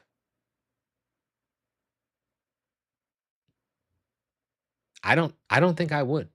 I don't see any blue gradient buttons or whatever the fuck. I don't see any like weird specific patterns. I mean, if you read every bit of text, maybe there's some AIism, sure, okay, but that again, we're not leaving the text exactly as it is. Like, I don't know. Again, the point is that you're not trying to sell this thing just as it is either. You're trying to like show them that like, hey guys, you guys have fucking pictures right here. Like, what are we doing? You guys have this, whatever the fuck is going on here. You got these big red bars. God, no shade to anybody who built this, but my thing is like that's what I'm saying. And maybe this isn't the best avatar. Maybe this isn't whatever. I don't even know what the fuck's going on here. This is a confusing ass whatever the hell's going on here. But that's my point. Is like I don't know. I mean, it even did all that stuff too, by the way. Well, actually, this goes to this thing. Wait, does that okay. Maybe we fix some links, maybe. I don't know why I just did that, but um didn't know where to go on the customer portal thing. But yeah, I don't know, guys. I mean, yeah. I'm gonna skip to the bottom here real quick and I'll come back. Um, I think these were where we got it way, way better. Yeah, I mean, I'm not again. I don't. I don't know what to tell you guys. Like it's an improvement. For sure. I wouldn't I wouldn't think of this as just oh, the design is better. It is obviously a better website. Is it sellable like this? Potentially not. But like the fact that that's possible should get you thinking. I would hope that it gets you thinking like, oh wow, Mark was able to do that pretty straightforwardly with just like some instruction, pre-instruction, obviously in the skill thing, and then just a little bit of a of a prompt and like just hey, go at it on this one. Like that's that's gotta I feel like that's gotta like trigger something in you and be like, fuck, what am I doing? Like, why am I like doing all of this shit manually? I'm not saying we don't do anything manually. I'm not saying we don't look at shit. I'm not saying we don't fucking quality check things. I'm not saying we don't make sure things work and we be a scammy asshole to our clients. That's not what I'm saying. I'm saying that everything that I've seen personally and experienced, every single bit of everything that I've done here has made my clients more happier, ultimately made them more money or saved them more money because like again, like you could make an argument that you should charge less for this stuff. You can make an argument that you should charge more for it because it's faster. I'm going to leave that decision up to you. I'm gonna be honest with you, like my prices really like haven't shifted that much just because like I wasn't charging a shit ton more before. Like the couple websites that I've done recently, not like this. I didn't like just snap my fingers, do this and charge 5 grand. Like that's kind of still where I'm at, like 5, 10-ish, somewhere in there for like more of a simple website. This honestly, there's like it said 10 pages. I feel like there's still more stuff going on this than 10, but maybe it didn't build 10, but like, I'm not telling you how to price. Like we could have separate discussions, but again, that's extremely subjective. But like you see this and you gotta be like, fuck. That doesn't mean there's not other questions to solve. That doesn't mean this is the right way to do this. I'm just saying that like you gotta look at that and you're like, God damn, that was like cool. At minimum, cool. You can point out all the problems. That's fine. But the one thing I would say to you is that whether you're manually coding websites, you're using WordPress, you're using Webflow, you're using Wix, you're fucking agentic coding, there's always going to be fucking problems. Like there's the problems are never going to end. So it's like, I just don't get this idea of like, oh, we can't do agentic shit or whatever because there might be a problem here or there, or sometimes I get this weird bug where like it bolds shit, and then because of the Astro way that it handles text, it like it doesn't leave spaces after, or something like that. I don't see it on this website, but for some reason it does this weird shit sometimes. It's like, okay, it didn't put a space, so I can't use this. It's like what are we talking about? So, I don't know. That's my thoughts. Ruben says that was kind of insane. Well, I appreciate that. Appreciate the question, the suggestion there. I'll just shoot this over to you, Ruben. You can sell them. Death to WP. Fuck you, buddy. Buddy, we know you're going down with the ship. The ship ain't sinking, dude. The ship's chilling, bro. The WP ship is it's vibing, dog. It's fucking Carnival Cruise, dude. It's popping, dude. Wow. That's a good one right there. Wow. Yeah. So, please, for the love of God, I'm going to say this one more time. Do not assume that this right here was done in a blank. It was done in a blank chat, but it was not done. If you did that, if you type in the same prompt, you will not get that. Okay. You will not get that. The point is that I made that pipeline and I made it happen. Now I could give you all that pipeline. I could do that, or I could put it behind Modern Builder Society. Or I could not give it to anybody. I'm really probably not going to do the last one. I feel like that's a little too powerful. Let me give you a quick anecdote here. I feel like it's a little too powerful to give that to everyone for free, because I've seen that literally fuck up industries. Like I'm not nearly as big as like Nick Sarive as an example, but like just as a quick aside, I think he literally fucked up the entire cold outreach industry by making the great content that he made. He's absolutely, and I had him on the pod. You can go watch it. It was like February or some last February or something. I don't know, a while ago. When he was very small, now he's like 500,000. But like I think like that type of thing. I'm not saying that's like incredibly novel what I just did there, but like that type of thing is that he did with the cold outreach thing, where like everybody's just cold emailing now. It's like trash. Like it literally did have a huge effect on that. So I'm not sure what I'm going to do with that yet. It's not really even like in a fully shareable format, but So I don't know. I don't have an answer for you on that. Let me go back to the chat here real quick. So there's a shit ton of stuff. I feel like Etch is a tool I needed 8 years ago, not now. I mean, Etch is going to be, I feel like Etch is going to be great in the sense of like Kevin's not going to let it not be great. But I do agree that like, yeah, that's, I feel like the future is agentic. And I know that they're working on that too, but I just feel like it's agentic. It could be, I mean, the one thing I always bring up with Etch is like, it's the thing that I trust the most inside of like the realm of like WordPress, so to speak, in a sense. But I'm not gonna lie to you, I haven't been in there in a long time. And it's not because of Etch, it's because of the concept of what's happening there. It's that I personally, I don't, just me. I don't want to fucking click anything. I literally don't. I don't want to click anything. I want to connect everything. Like, here's the thing. The funny thing about this is that, you know, people say all the time, like, oh, you're not going to learn anything without coding and stuff, and you got to go through the trials and tribulations. I get it. Okay. I get it. I did go through some of the trials and tribulations. So I get it. Like I said earlier, like the people that are just coming up, if they just fucking with AI now and they didn't go through any, I get it. I'm with you. However, I have learned so much, and nobody's going to be able to like verify this, and people can give me shit. I have learned so much from this. I didn't understand what like APIs exactly were, or how you can utilize them, or anything like that. And I'm now realizing that like they're literally the key to essentially everything, and they're incredibly powerful. Obviously, MCP to a degree as well, or whatever. But I don't know everything about it, but I learn more every day.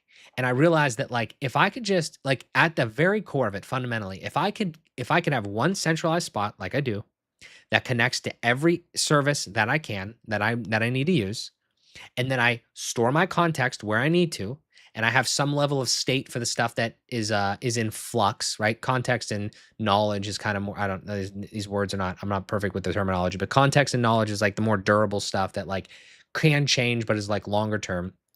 And then your state is things that are going to change more, stuff like that's in a database or like constantly getting written to or whatever. And if you put those three things, this isn't the best way. My boy Mansell Scheffel, he says this shit a lot better with like nice little drawings and shit. But if I could do that, then my life will be a lot better. And it has absolutely gotten a lot better from that experience. And nowhere in that am I clicking around or giving a fuck about anything of that nature. That could be, oh man, I'm gonna knock your socks off here in a second. That could be because the stuff that I've done, at least initially, like my website, like I didn't have like crazy little small adjustments or anything like that to make. But there's a perfect storm with this. Let's go back to the web design stuff for just a second. There's a perfect storm with this. The first thing is that AI doesn't, from my experience, the way that I've prompted and the way that I've set up these systems, it doesn't make as many mistakes as like I feel like the general public feels like it says it makes, at least for me. Like we just looked at that 4-way website. Like there wasn't anything unbelievably like that looks like shit. Like you might have design differences for sure. But the one thing I would tell you is like, does the fucking client or the client's client actually give a shit? Let's not get caught up in that. They want it to work. They probably don't care if the thing is left aligned or centered. Yeah, there's best practices, but they probably don't care. So you could just tune in your own kind of best practices and then kind of go from there. But my thing is like I've never wanted to make those micro adjustments. Like anytime, and it's gonna piss off a lot of people, anytime that I now see, because this is kind of getting a little cyclical. Like we went agentic, and now I'm seeing a lot of platforms make visual builders for like Astro. I don't think that shouldn't exist. I'm just saying that that's not where I want to live. I don't want to live ever again in the fucking thing where I have to decide whether this should be left aligned or right or left or whatever. Everybody for the longest fucking time was getting me to go back into the fucking goddamn custom CSS box. I don't want to live there either, but that is the spot to be because it's the fucking instruction that actually matters. It's the thing. I don't give a fuck about this toggle over here. I don't care how easy it is. Again, we talked about it earlier, like clients shouldn't even really be fucking with that anyway. So like, I don't want to be there. So like, I'm just going to let the thing do what the thing does. Like the agent do what the agent does at the level at which it should be all done. So like that part kind of confuses me. I understand a reason for it. It's just not for me. So yeah, I mean that's the main thing that I would say about any sort of like visual builder at this point is that I just don't want to be there. Maybe you want to be there. If you want to be there, I would encourage you highly to go there, but I don't want to be there because I like what I just did.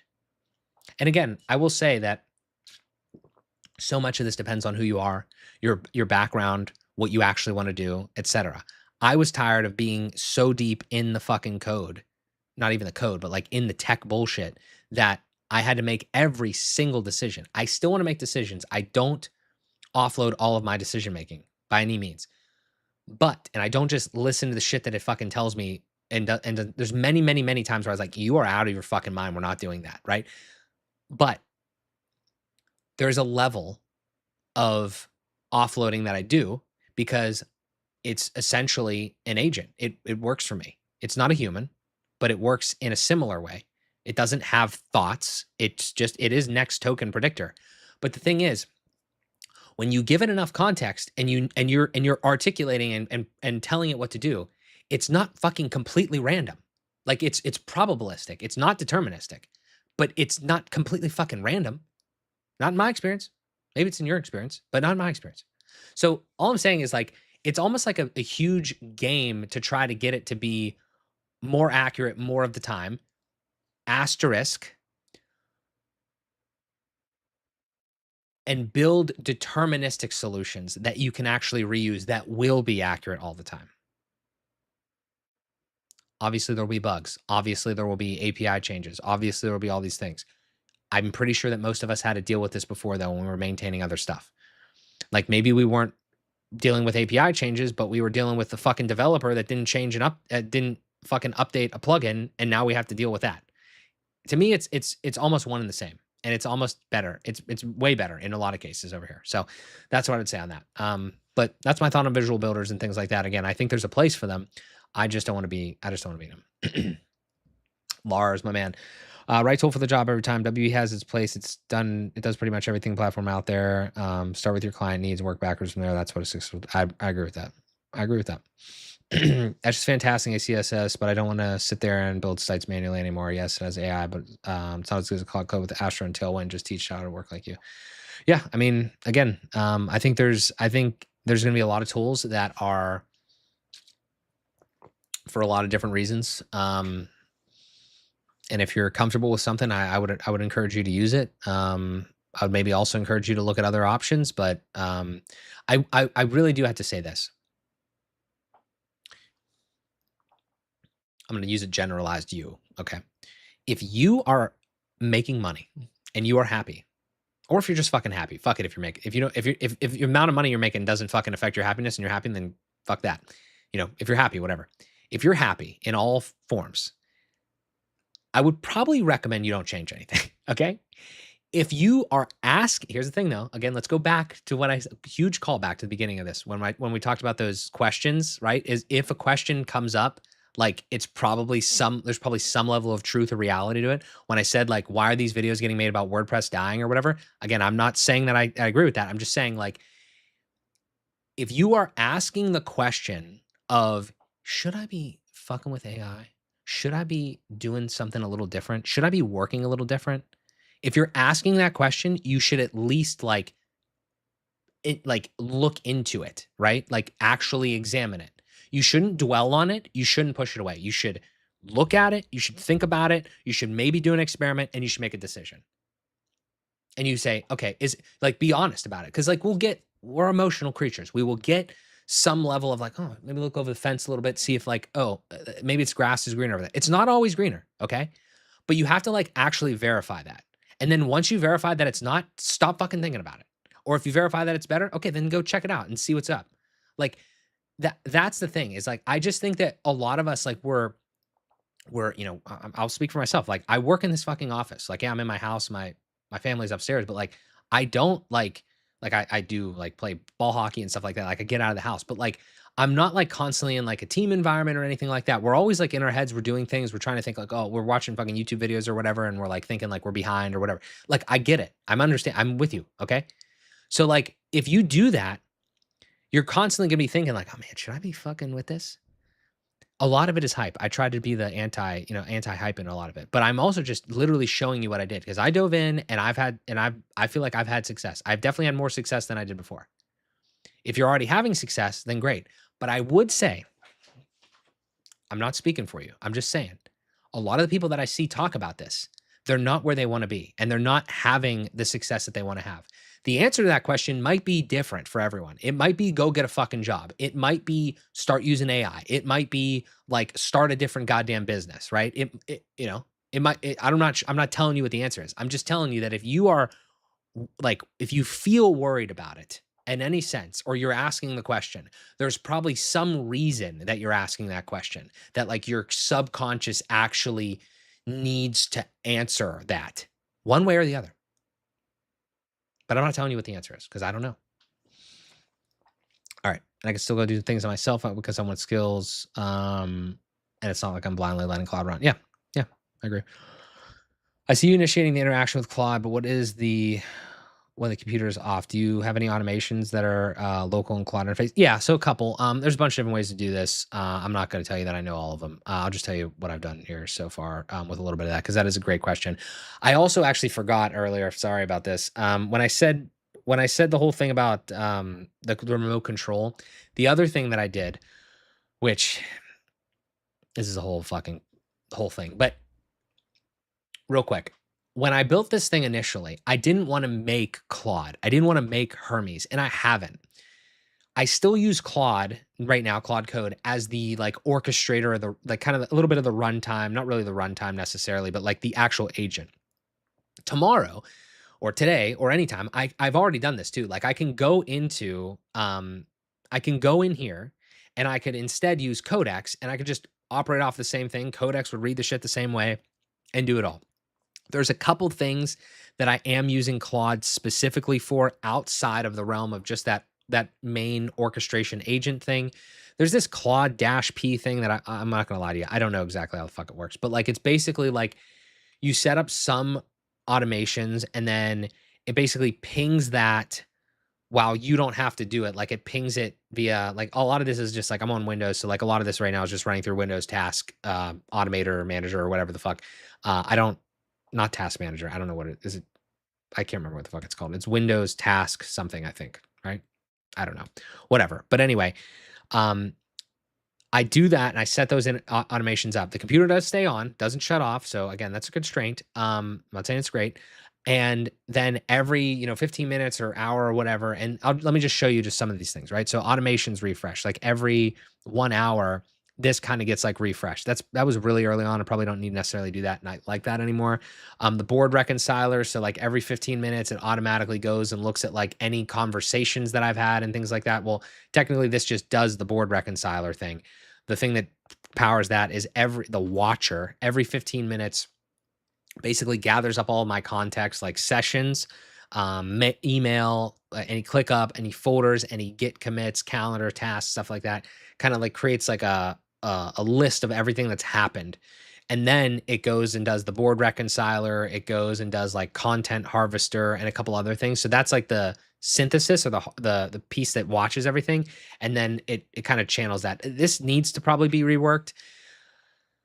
I just got to the point where it's like, I have all this data. I want you to do some of the shit for me proactively. And it's not perfect yet. Okay. Right. So if it does the revenue refresh, this stuff works, like the revenue refresh, the bookkeeping refresh, like all that stuff works. It's just not, it probably could be optimized, but everything else could be optimized too. So I'm not going to fret over it.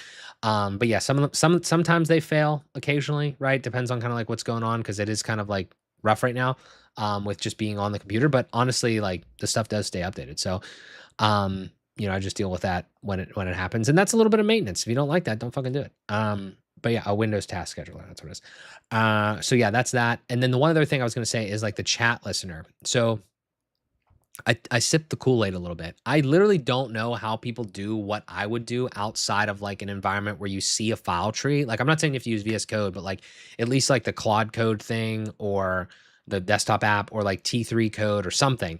I don't know how people don't work like that. God bless you if you can work in like a text editor or some other place, or for the love of God, if you're fucking doing everything from one singular like Discord chat or Telegram, like I can't even wrap my head around that. But anyway, if you're doing that, awesome.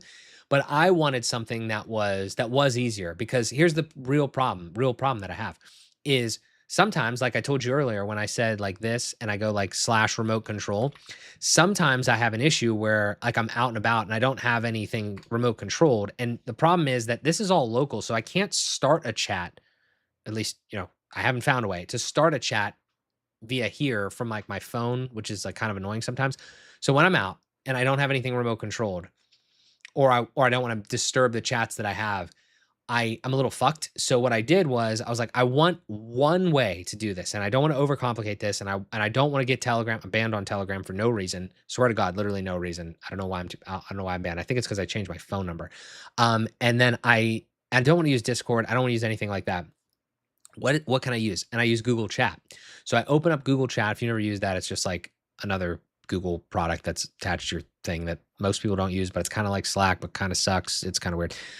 So anyway, I do that on my phone, and I also, there's also an app or whatever, but that's how I do it. And I just shoot messages into this thread, or it's really like it's like a chat with my AIOS, and I just shoot in there. It listens constantly for that, and then it pings me back with whatever. So it is very much like that OpenClaw, Hermes, Telegram, gateway bullshit situation. But I didn't want to go overboard on that. I only wanted one thing, and that's one other way that I handle that. But largely though, that is made from, I basically I have not created Hermes. I did not do all that shit. I created my own little substrate of context and connectors and things like that.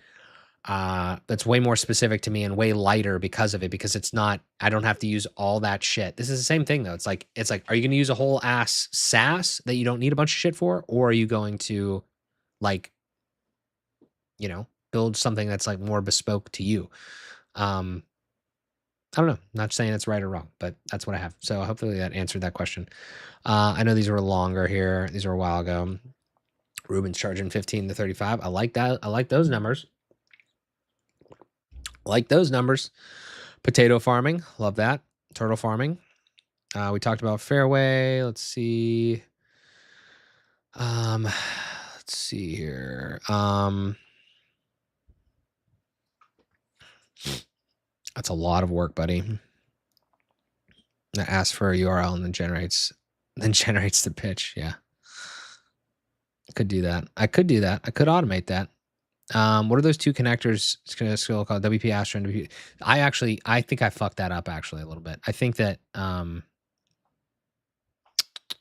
I can tell you about that. I think this, the most recent example, I did film this and I put this in Modern Builder Society.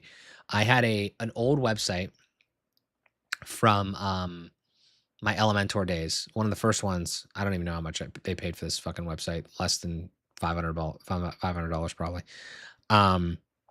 Built it in Elementor with, oh my God, dude, the plugins just made me want to throw up, and didn't know what I was doing. And this client pays me like $50 a month. So it's like not even really worth it to even be on WordPress, honestly, at that point, because like, what am I doing? Breaking even on some of the hosting or some shit? I mean, I know you can get penny hosting, right? Okay, but it's not what I did.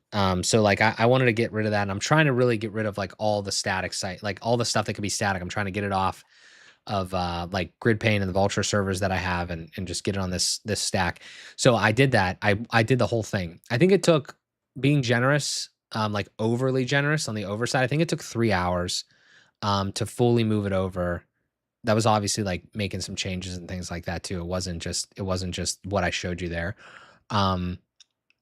But yeah, probably could be done even faster, but I can't remember exactly what I think I was backing it up and a bunch of shit too. I can't remember. I showed the whole process on Modern Builder Society. But where the hell is that? Oh yeah, web build. I think there's 2 skills here right now, and I don't know what the difference is. I think they're just 2.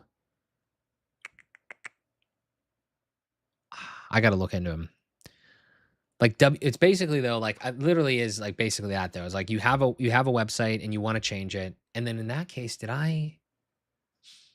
I think I gave it an app password. I think I gave it a WordPress application password, and then I just let it rip too. The problem is though, and I'm not gonna lie to you here either. what you saw with this four-way one is like you do have to we do have to be honest about ourselves, right? Like this is meh, this is better. But we didn't have like we didn't say like build it exactly like this. We just said basically make it more modern and better and whatever. So and make it not look like AI slop. What we didn't do though is we skipped a big phase that a lot of companies have, and that is like a design phase. Now, I don't want to spoil anything. But I have also figured out a way, and this is coming from some of that consulting. I have also figured out a way to go from Figma, and this isn't groundbreaking. It's like Figma has this shit, but like there's like certain little things. It's like, and this is why I say like this is so powerful. There's certain little things in like agentic engineering that like you're like, what the fuck? It's really that simple. I'm gonna spoil this. I'm gonna spoil this. Okay. So if you had let's say you had a Figma, okay? Let's say you had Figma and it looked just like this, right? And you connected it up via API and MCP or whatever, and to your Claude thing. And you say, hey, listen, I want to build. This is my homepage, okay? I want to build this website, and I want to build it with Astro and like Tailwind, whatever the fuck you want to build it with, okay? And I want you to make this happen. My estimation to you is that there's a lot of variables there. Sometimes Figma, the way people build in Figma sucks. Like they'll build in like with absolutes and whatever. It's basically just like a goddamn, essentially it just becomes like some level of a screenshot in a way because there's no way to know where stuff is. If the people are developing good with Figma, even if they're developing good with Figma, sometimes I find it doesn't build it one-to-one. It'll still make mistakes in my testing. But the problem is it's like, why is it making mistakes? Like it shouldn't really be making mistakes. It knows where it's at. It has some level of structure. It has like the screenshots as well to back it up. And it's not making mistakes like it can't do it. It's not like this is, I'm gonna piss a lot of people off. This isn't fucking rocket science. Like it's HTML, it's CSS, it's maybe some JavaScript. Nothing that you've really ever seen can't be like reproduced in some way. Christ, we could literally just look at a lot of times like how it was fucking done, right? Oh, also by the way, um, just saying. Just saying. Uh, just saying. Mobile responsive too. But anyway, this isn't rocket science. Like it should be able to be done, right? And what you're building in Figma, as long as it's not crazy, and I'm barring things like, oh, like you can't see what's happening. You know what I mean? Like if it's like a slider or something, like you gotta throw it a fucking bone there and say like, hey, bro, this is a slider. Okay, it's a fucking picture. It's a still image. It's a still design. But anyway, I'm saying like it didn't get it great. But you know what the unlock was, like the second time I did it, whatever, or maybe maybe it was like Opus 4.7 first and then 5 or something like that. You know what the unlock was? The unlock was just telling the AI to, I feel like Peter Steinberger, to like loop, not necessarily, it's not even really like a loop, but like it's like, hey, listen, I need you to make it look like this. I know what's going to happen. You are going to fuck this up, okay? So what I want you to do is when you're done with it, takes like literally open it in like a headless Playwright browser and look at the thing and then look at the actual design again. Like put them side by side, so to speak, in your brain, which you don't have, and compare them. And what that actually did was that made it it's like because it's good at vision, but it's just it like does something and then thinks it's perfect. And then you're gonna have to go back and say, no, that's wrong, and that's wrong. That's the part that feels like magic. It's not magic. It's just continuous like iteration based off of like vision. And then again, like comparing like structure to code. I'm not saying that if you give it the worst Figma file ever, it will do it. But that's another thing that like I am trying to figure that out for clients and stuff. And it's like, that has some real potential as well. So then the question becomes, it's like, okay, well, all right. So now we can design in Figma and we can push it over here. I thought that was the hardest part. That is actually still kind of the hardest part in a way until you realize some of those unlocks that like taking this pixel perfect design thing and making it a website, from non-code to code, that is still harder, but it seems more possible now with some of those tricks.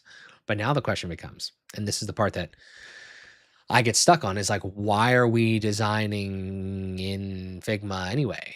I mean, I get it. I get why. But it's like, why are we, right? We have Claude Design, which I admittedly have never touched because I heard it's expensive and I don't give a fuck enough about it because I'm happy with what I'm able to get out of Claude. And I want to go big for a second here because I know you know this. Remember back in the day when we would be in a page builder, Elementor, Bricks, whatever, and we would be like, people would tell you, hey, you cannot design in here. Like you cannot do it. You have to design in a design tool, and then you have to bring that and you have to do the work to build that out. Like you have to be looking on your other screen over here at Figma, and you got to look at your page builder over here. You have to do that because if you build inside of the page builder, then you're gonna have problems. Like, you know, it's gonna be like in there and the client's gonna see it and you're gonna have to tweak a bunch of shit or whatever. I do think you should have a design phase where you finalize the design. However, like, I just think that it's so, and I have some tricks for this too. I don't know if I said this as well, but I have like another skill where it kind of shows, it quickly generates, think of what we just did here, but it generates like 6 home pages with different design types. Brendan O'Connell did a really good one where he's got like fucking 40 of them, I think, that it does it. But my point is that's another just idea. Like you see how stuff isn't like really like that crazy. Like it's just like, oh shit, I can do that. Why don't I just try that to see if that works? Just to give me a little boost. So, but anyway, like I was saying, the question becomes like, I still think you should have a design phase so you're not like dicking around because I just had this happen with these 2 projects where they keep making changes and shit. That's a business problem, business process problem. I do think you should still have that. However, I don't think you need to do it in a design tool personally anymore. Like you're going to have to fucking develop it anyway. You're going to have to get it there. Like orchestrate the design. Maybe the answer isn't orchestrating the design in code. I still don't really fully agree with that, but I think the answer is definitely going to be orchestrating design as well. Because you just saw what we were able to do, which is like, I would say it's not sellable in its current form, but it's a reasonable, this is a reasonable business website. If you saw this, nobody would scoff at this. Okay. You can absolutely find flaws. I'm not saying you can't. I'm just saying nobody would scoff at this. There's a lot of shit up here, right? But there was a lot of shit in their other one too. So like, you know, it's not perfect, but it's not ass.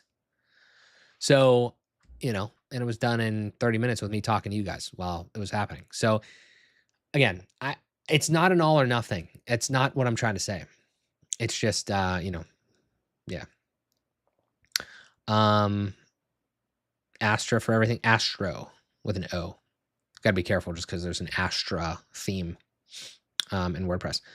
Getting out context takes care of all of it. Then tool doesn't matter anymore. I mean, I wouldn't say at all anymore. I mean, obviously there's specific ways.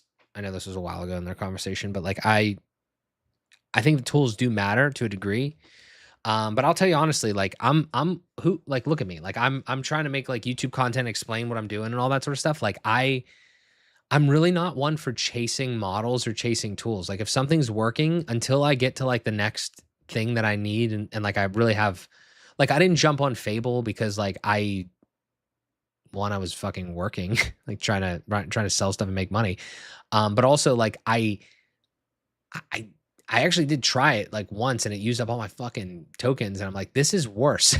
Like not having access is worse than having like slightly less good access. Like I don't, you know, so it's just, I don't know. I try not to chase that stuff. Because here's the thing, moving from where I was to an agentic way of working is a huge fucking jump. That's a new level of work. A lot of the other stuff in here though is kind of like noise. You know, it's how I feel. I was waiting so long. I'll tell you honestly, dude, like I was waiting so long. Like I moved from Elementor to Bricks. That was pretty big. I moved from like Bricks to Etch, obviously, like in some ways there. And like I was getting into it, but I still felt like it was definitely better, but I still felt like it was like kind of incremental in the way, just because it was page builder, even though it was a new era and stuff like that.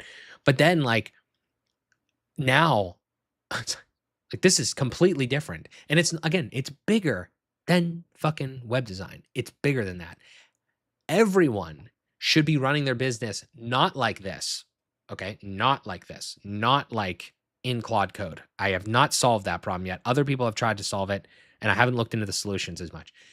But everyone should be running their business especially a digital business, no matter what you do, like this conceptually. You shouldn't be fucking all over the place anymore. You really shouldn't. If this exists, you should be. Again, case in point, all of the little products that are popping up, like the Victors and shit like that, everyone wants that. Everyone wants a bitch, like an agent AI clanker bitch. Everyone wants it. They want it to do all their work for them. Again, I mentioned Christian McCall. Like, he fucking sends me all these screenshots of what this Victor thing is doing. It's cool. The thing I can kind of do, the thing that I have can do the same shit if I tell it to do it. But like, my thing is like, it's alluring to these people. Okay, maybe part of your business model too is setting that shit up for them. I mean, that's probably pretty easy to set up. But like I'm saying, like even that type of thing, right? So I'm just saying we're moving into this new era where everyone wants that stuff, and when they have a piece of technology that they feel like they can just ask literally anything to, guys, I told you, I released that video back in May when, or maybe it was April, like, one of my best videos, because everybody was like, people were laughing at me. People were like, whatever, making fun of me, whatever. I lost a client to Claude. It was just a story about my client literally one day asking, "Hey, Claude, can you build me a website?" And then he built a website and put it on Netlify. Like, that was anecdotal. It's not like it's not going to happen though. It's not like people are not going to just start asking things more shit.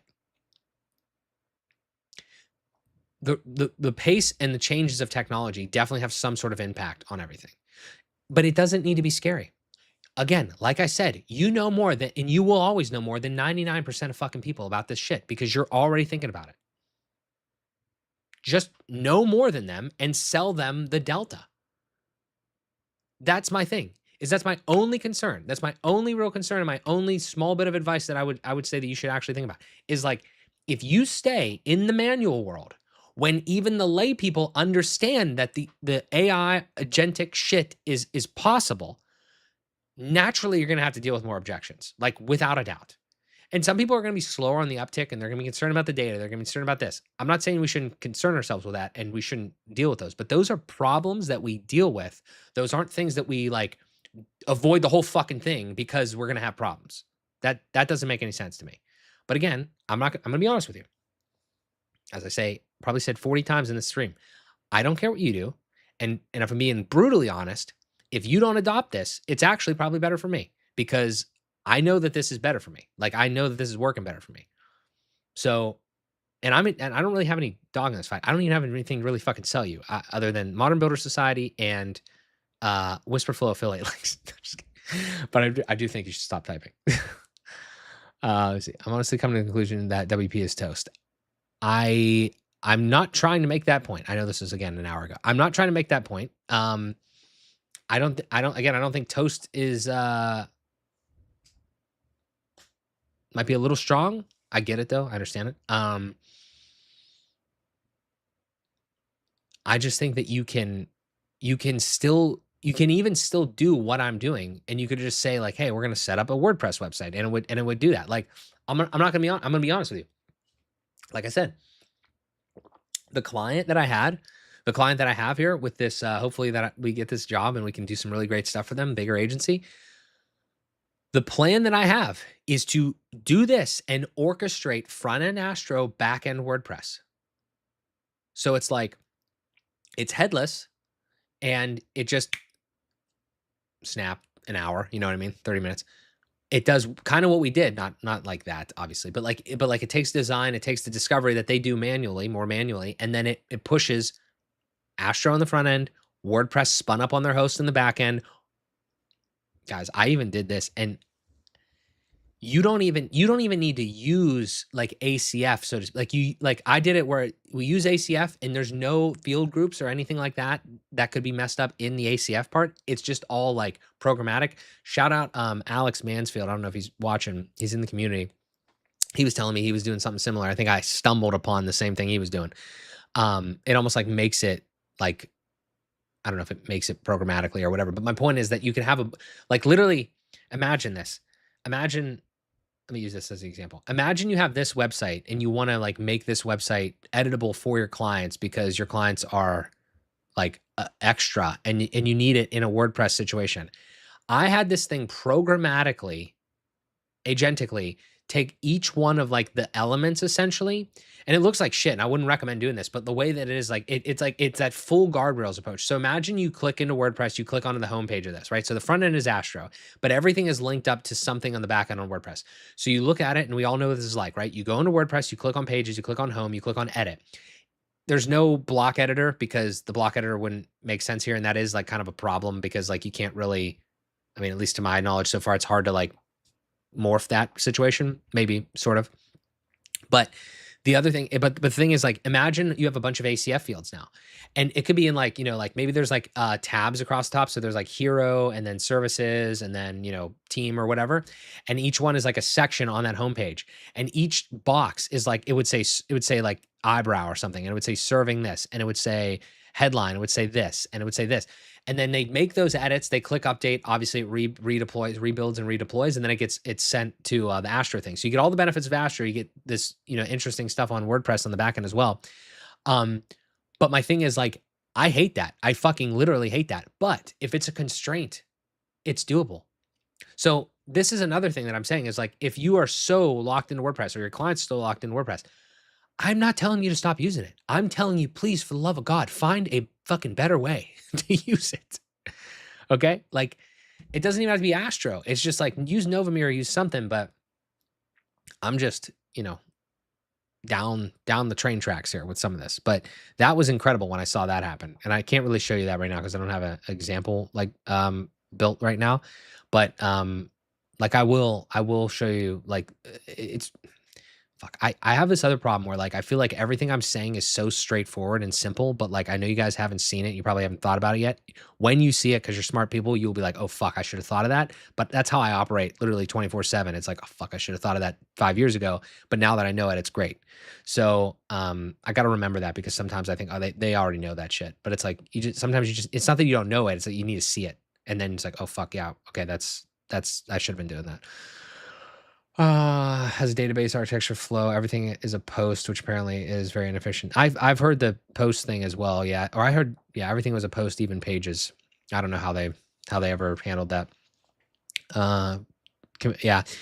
Yeah. I mean, I think that this is the only real, you know, concern, objection thing that like I would kind of weigh to surface is like, I talked to Matt Medeiros about this is like the idea. It's like, it's legacy in the sense of it has like baggage in a sense, like baggage code. I'm not saying other things don't.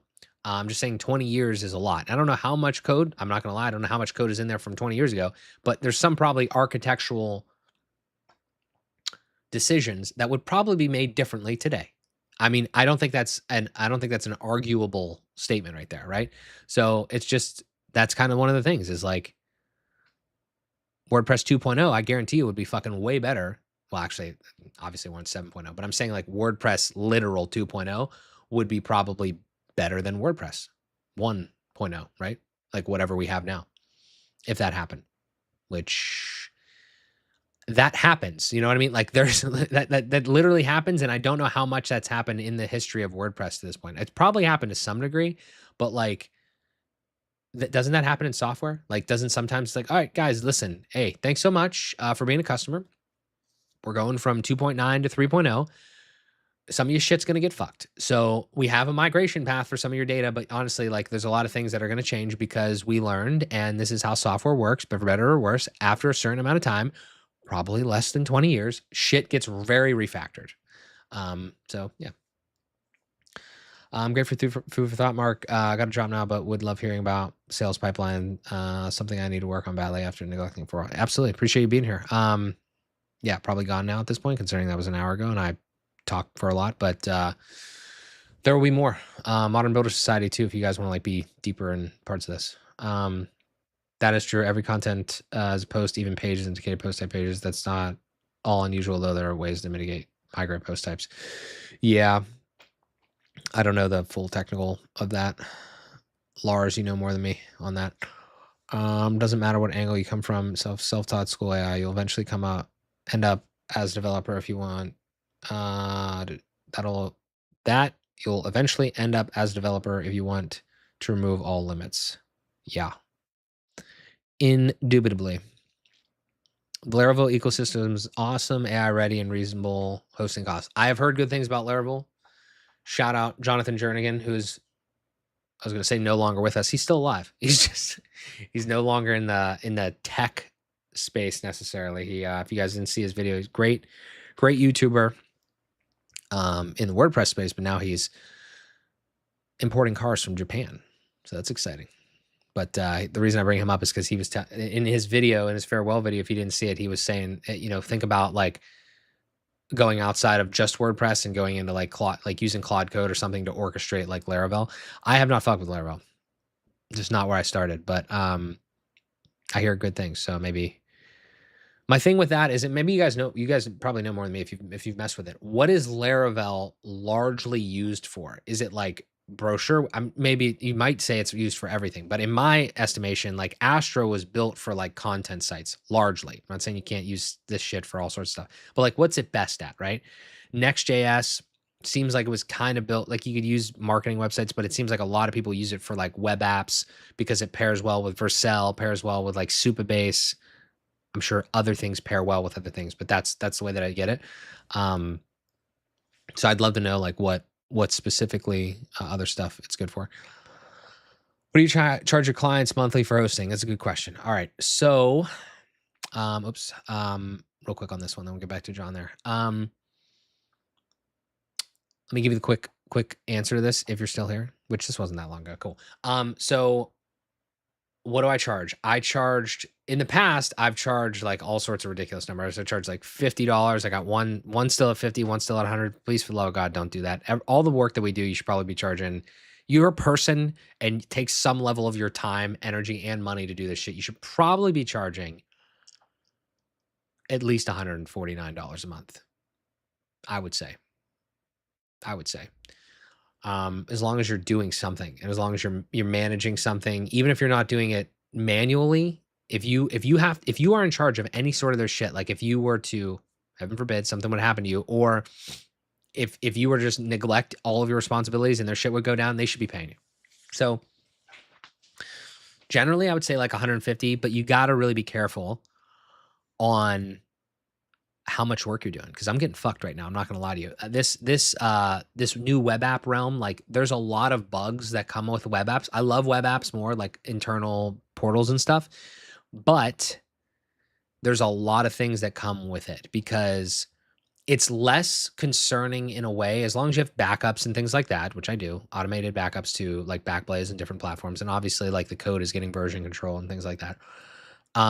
But the concern is clients are going to like your clients, because it's internal and it's something they use every day. They're constantly going to be fucking telling you there's bugs, and not even bugs, but like just like niceties and feature things. So you got to be really careful. It's a whole new world there. It's different than a website. Even though a website's more pain in the ass because it's like it's visual. So that's something, but like to stick with the website thing for a second. I have this floor of $99 a month that I artificially set up on this new stack for pages, Cloudflare pages. Again, visual aid would be better on this. Let me see if I can pull this up. Where the hell is website hosting? Let me do this. I'm gonna go, I know you can't see it. Let me go here and here. All right. Hey, look at my marksemansky.co website. Tell me, what is the URL? Give me a clickable URL for that page where I talk about the $99 hosting. I can't remember what the thing is, and it's not like on the website because I just wanted to like have a page for it, but I didn't like expose it anywhere. What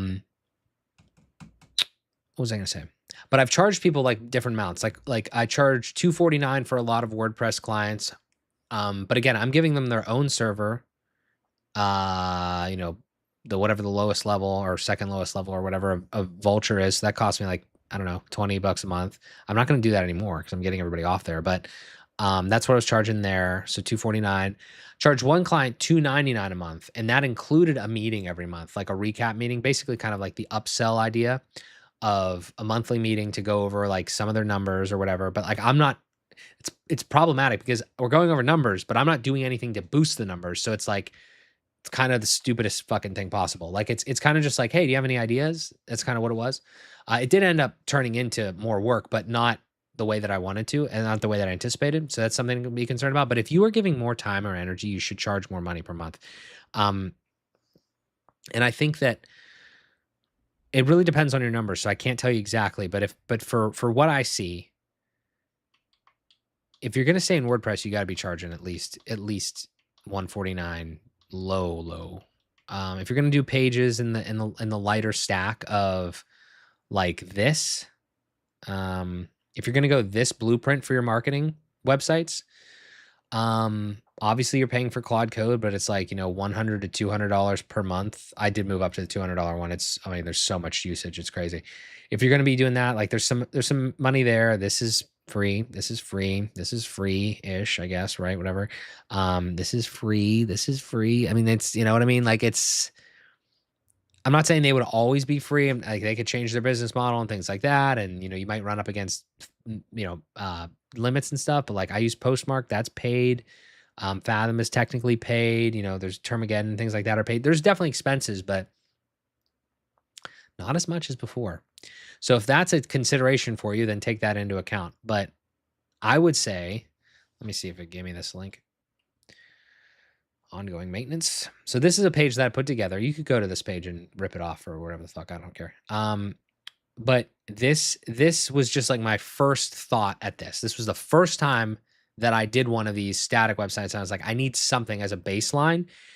And again, it's not even like exposed on the website. It's just kind of like, it's not linked specifically. But this was like the absolute most basic shit possible. And again, really, when you think about it, I'm still making some amount of margin here. I don't know what it is. Realistically, it's probably still like 90%. I don't know if that answers the question. But my point, where I'm at, I'll just tell you where I'm at though in the business. I really don't want to charge $99 even for these static websites because I just think it diminishes the value of kind of what's going on here. I still have to maintain the shit. In some ways, you could argue I have to maintain more stuff, right? Because we're maintaining everything now, right? You see what I did there? So it's still a burden on me and I should be getting paid for it. So I don't know if 99 is going to be my number. I think like for some of these ones that I'm doing, I'm trying to push it more towards like 200-300, but I'm also trying to think of like, how can I get it to 5 or 1,000? And it's more of like, we're not just not looking at anything at that price. We are, cause you're not going to be able to make money at that. Like you're actually going to have to do things, either a meeting or maybe some sort of like ongoing fucking SEO work. I mean, if it's SEO work, it's gonna be more than that, but I'm saying like something like that. I've never been good at, I'm gonna honestly God, I've never been good at pricing anything in that range. It's either very small, like again, less than 3, or it's higher. It's like, we're talking 4, 5, 6,000 of like, we're actually doing work. And honest to God, I've dealt with that now and I don't really love it. I still never really loved retainer work because I don't like this idea of not knowing like really us, like where we stand or what we're doing, or, it just feels like it feels too squishy to me. And I'd rather just have, like a project, at minimum. I have learned a lot there. And I think one thing I'll say there is, I think I can do discovery at a retainer on like 3 months. Like just pay me an amount of money. We'll spread it over 3 months and I will figure everything out for you. But then once we get into the next thing, like, I don't know how people, it just doesn't work for me mentally, like consulting long-term and trying to do things for businesses for like several $1,000s.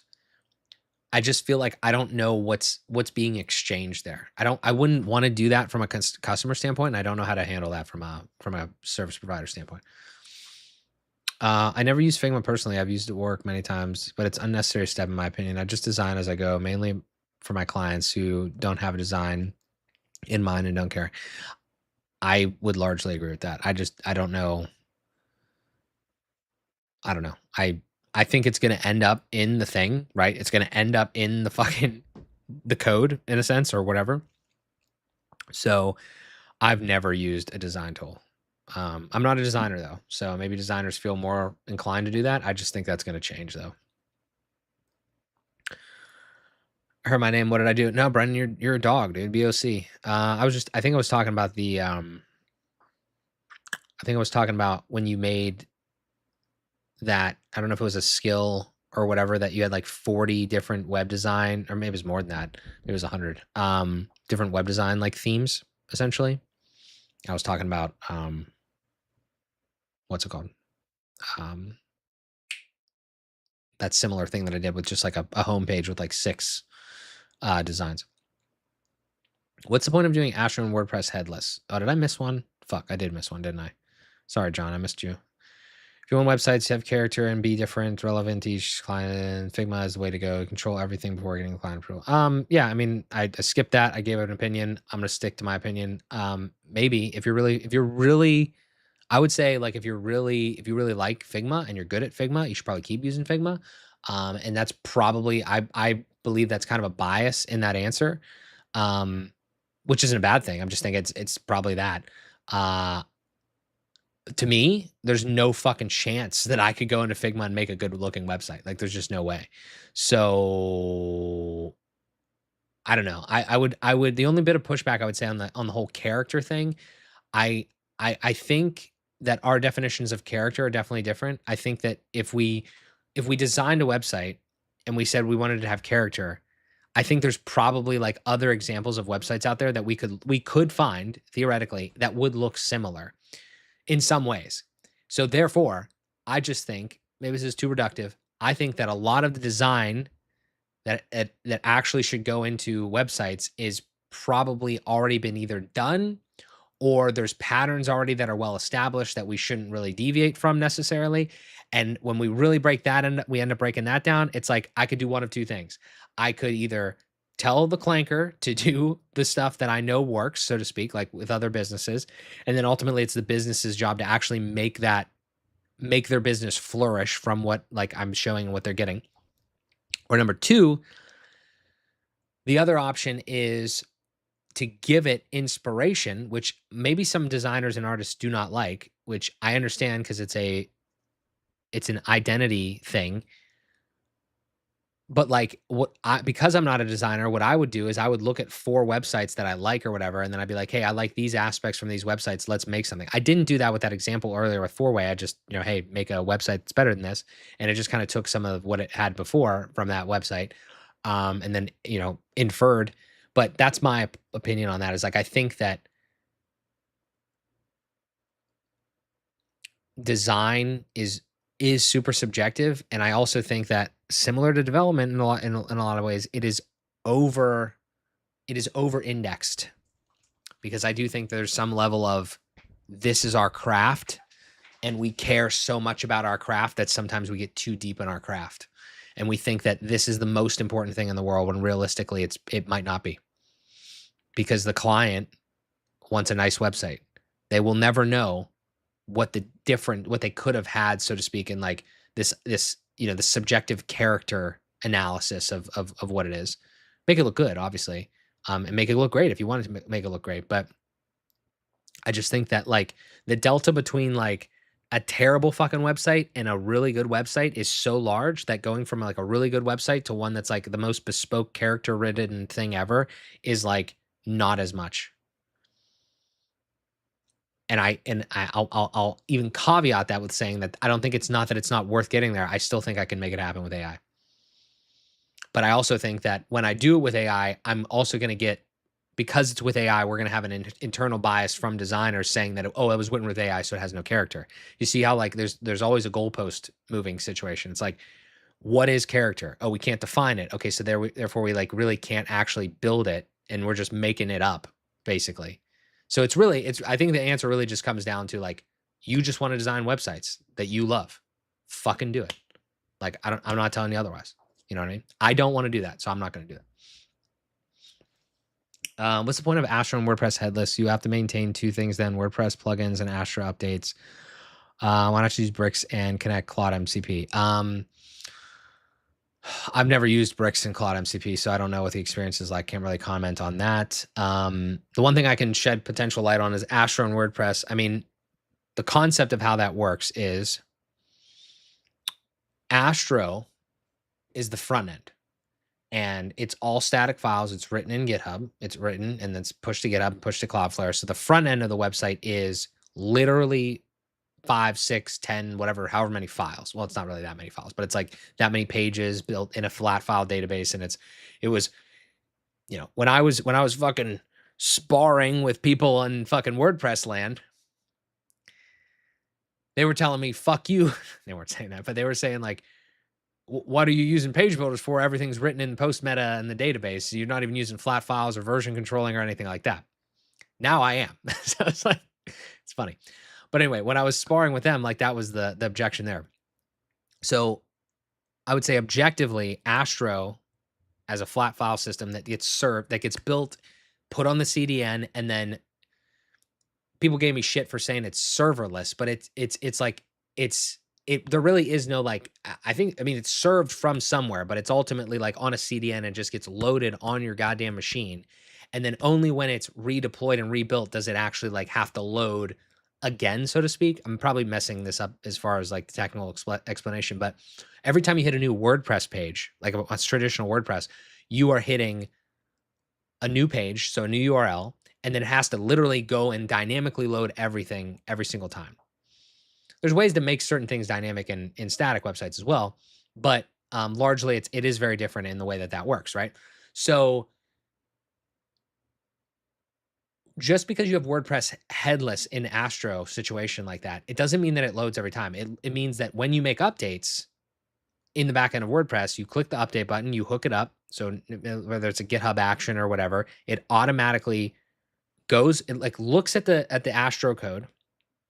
It's like, okay, we click the update button in WordPress. Fuck. All right. So GitHub's like, all right, hey, we gotta rebuild this and send it to Cloudflare. So it basically, I'm paraphrasing.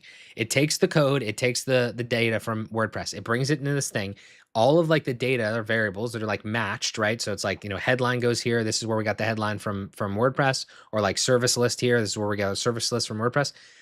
And it just does that. It grabs the code. It has all the variables in it. It takes the information from WordPress, dumps it in there, and then it pushes that to Cloudflare. Like once it's done with that, it builds it and pushes it to Cloudflare. It will push it to Cloudflare and then builds it or whatever and redeploys. So what I'm saying is like there's a couple reasons. Like you're not using a lot of WordPress. Like you could probably put like I don't know how many, but you could put a lot more headless WordPress instances onto a server than you could a regular WordPress instance, because the only time that technically uses any resources, unless it's like getting pinged by fucking bots or whatever, like what I typically do is I'll put like, you know, clientdomain.com as the Astro, and then I'll put cms.clientdomain.com on the as the WordPress instance. So it's a subdomain. So all that stuff gets served from that subdomain. And again, I don't really like doing this. I'm just telling you how I would do it. And so that stuff, like the only time that WordPress website, because it is another website, would get hit and use resources is when you rebuild, which could be automated. Like you don't have, it's not just when you click update. You might want it to like rebuild every night, but it's not getting hit every single time a visitor comes to it. So that was the whole thing there, is like, that's the idea, is that static websites are literally just files that get served, put on the CDN and served to the client. And that's just like, it comes to their browser. I don't know if it like gets cached heavily. I'm not really sure. Actually, I'm just thinking about this now. Like if somebody's on my website, I redeploy and then they press refresh. I don't know if it automatically does that. Like it would redeploy. I think it's how it works on my computer. So I'm not 100% sure on that part, but the point is that like it's way lighter. Okay. And to your point about maintaining two things, I mean, it's a fair point. But I'm, you know, people want that, you know, if people want WordPress in some manner, then that's one option. It is objectively though lighter because it's not the full WordPress running every time for the users. So I guess that sort of answers the question of why Astro and WordPress headless versus like Bricks and Claude MCP. But again, my answer to that question for me, if I was answering for me, it's like I don't care about any of the benefits of like the perceived benefits of like a bricks builder now in WordPress because I just do it all agentically, the front end parts agentically, and then potentially the back end parts as well. And then if I have to, I'll deal with the CMS situation, client by client, so to speak. Novamira, amazing piece of software. I haven't used Novamira. I hear it's great. I don't know if does Novamira work everywhere in WordPress. Yeah, I think just the one thing that we have to realize about Novamira is that, again, it's an AI, it's an AI layer. It's really just where you want to plug in your AI. Do you want to plug in your AI up here at this abstraction layer, or do you want to plug in your AI down here at this lower abstraction layer? I don't care what you do. If it works, it works. I thought when Novamir came out, it was only for a couple builders, but maybe it's for everything now. I don't know. It might be the whole thing. Also, Matt Medeiros just made a video about WP God mode. Crazy name. Got to sell those cars. Yep, Jonathan's doing his thing. I wanted to say, great stream, brother. I'm actually starting my channel very soon. Just ordered some supplies. Hell yeah, Lars. Everybody go subscribe to Lars. You guys will love him. And again, our pod will be out soon. Lars, I know you probably left already, but I appreciate you being here. Laravel is great for most things. Static sites are great for brochure websites. You could just host the form stuff on a Laravel cloud. Yeah. Oh, that's another thing with the forms. We didn't talk about forms at all. I'm surprised nobody brought up that objection because it's a real one. The way forms work is I didn't really show it anywhere, and we are going to wrap up here very soon because it's been 3 hours. But I didn't really show this, but like, so you're thinking Cloudflare pages and Cloudflare, okay, cool. How do you handle your forms? Well, forms are literally just like HTML, CSS, some JavaScript, maybe potentially, right? For actions or whatever. But Cloudflare has these like page functions. They're like little server backend things that you just, I'm not even gonna fucking tell you I know how it works. It's literally just like little functions that when it's a function, as I understand it, it's a function because like the shit that you're doing is like static, right? Like all the code that you're writing is static. So you can't like use a form is not a static thing. It like has to do something. So they just have these little like pages functions that run that you just orchestrate. This is a very common thing. Just because I can't explain it doesn't mean that not millions and millions of people have done this.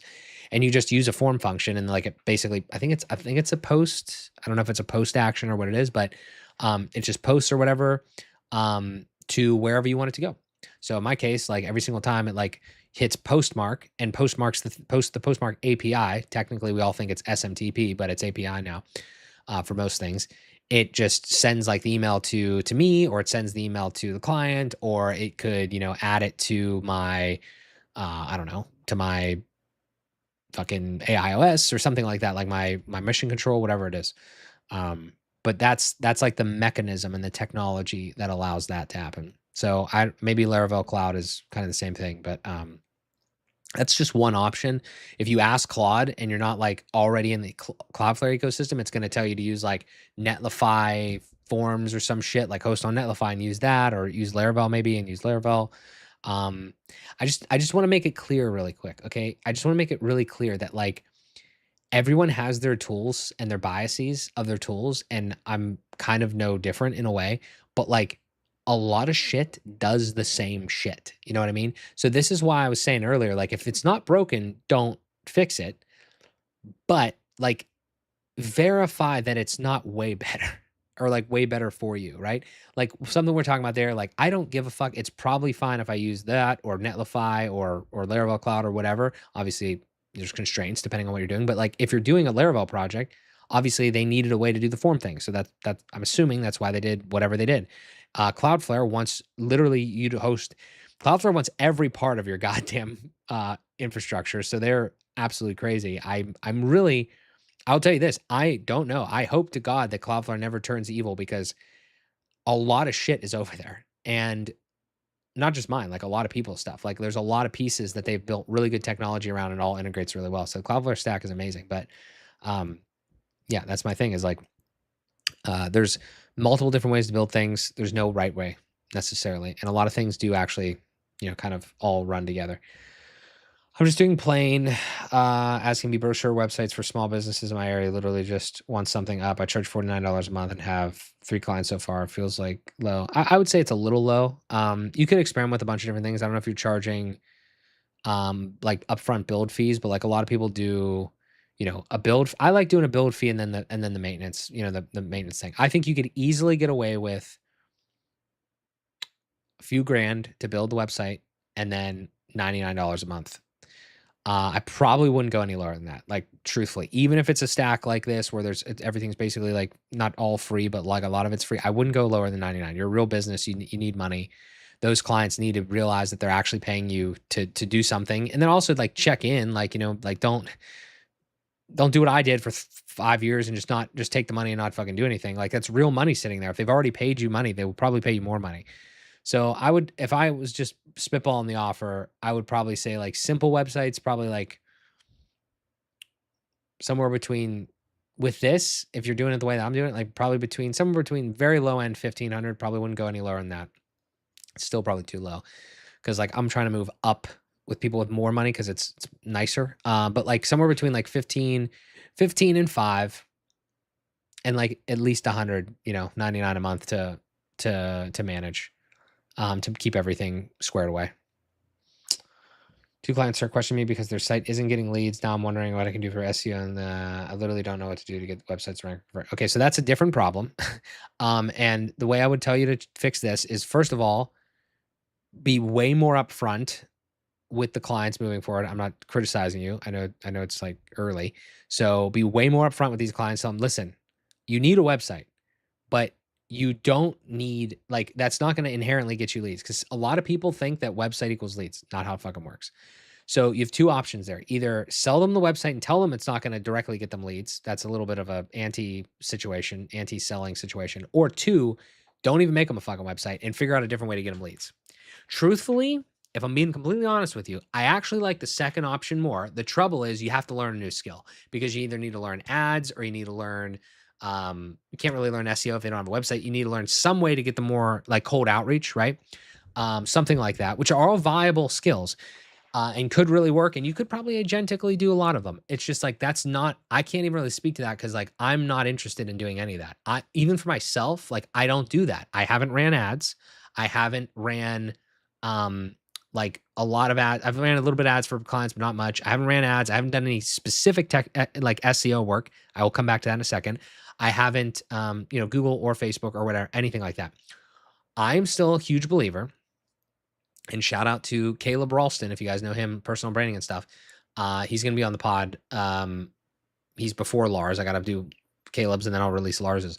Those will be up soon. Reason I'm bringing them up is because I'm still extremely bullish on like organic marketing. In a time where everything is becoming more artificial, you have to be as authentic as fuck and actually make people believe that you're like somewhat real, you know, a real person, at least potentially, but some people buy from robots, so maybe that's bullshit anyway, but somewhat real, and like actually know what you're talking about, especially more of like this environment, right? So as you can tell over the last years, if you look at the YouTube channel, I've been insanely authentic and open about everything that I'm doing, trying to be very like relatable and just kind of share the things that I'm doing. Not a lot of business owners want to do that. I'm not saying a lot of business owners even need to do that in different industries, but like, it's not even about that. It's about like reputation. It doesn't mean personal brand. It means brand reputation. So like these people that you're possibly dealing with, if they have no online presence whatsoever, I mean, I can't even imagine having a viable plumbing business with no fucking reputability at all on the internet.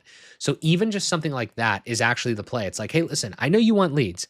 We could try to get you some leads, but honestly, you're kind of putting the cart before the horse here. Nobody fucking knows who you are. You don't look like anyone on the internet because you have a fucking Facebook page that like is just a picture of like a wrench. You know what I mean? Like it's like there's nothing going on here. I wouldn't say like let's not invest in Facebook. Let's invest in like a website that makes you look half decent.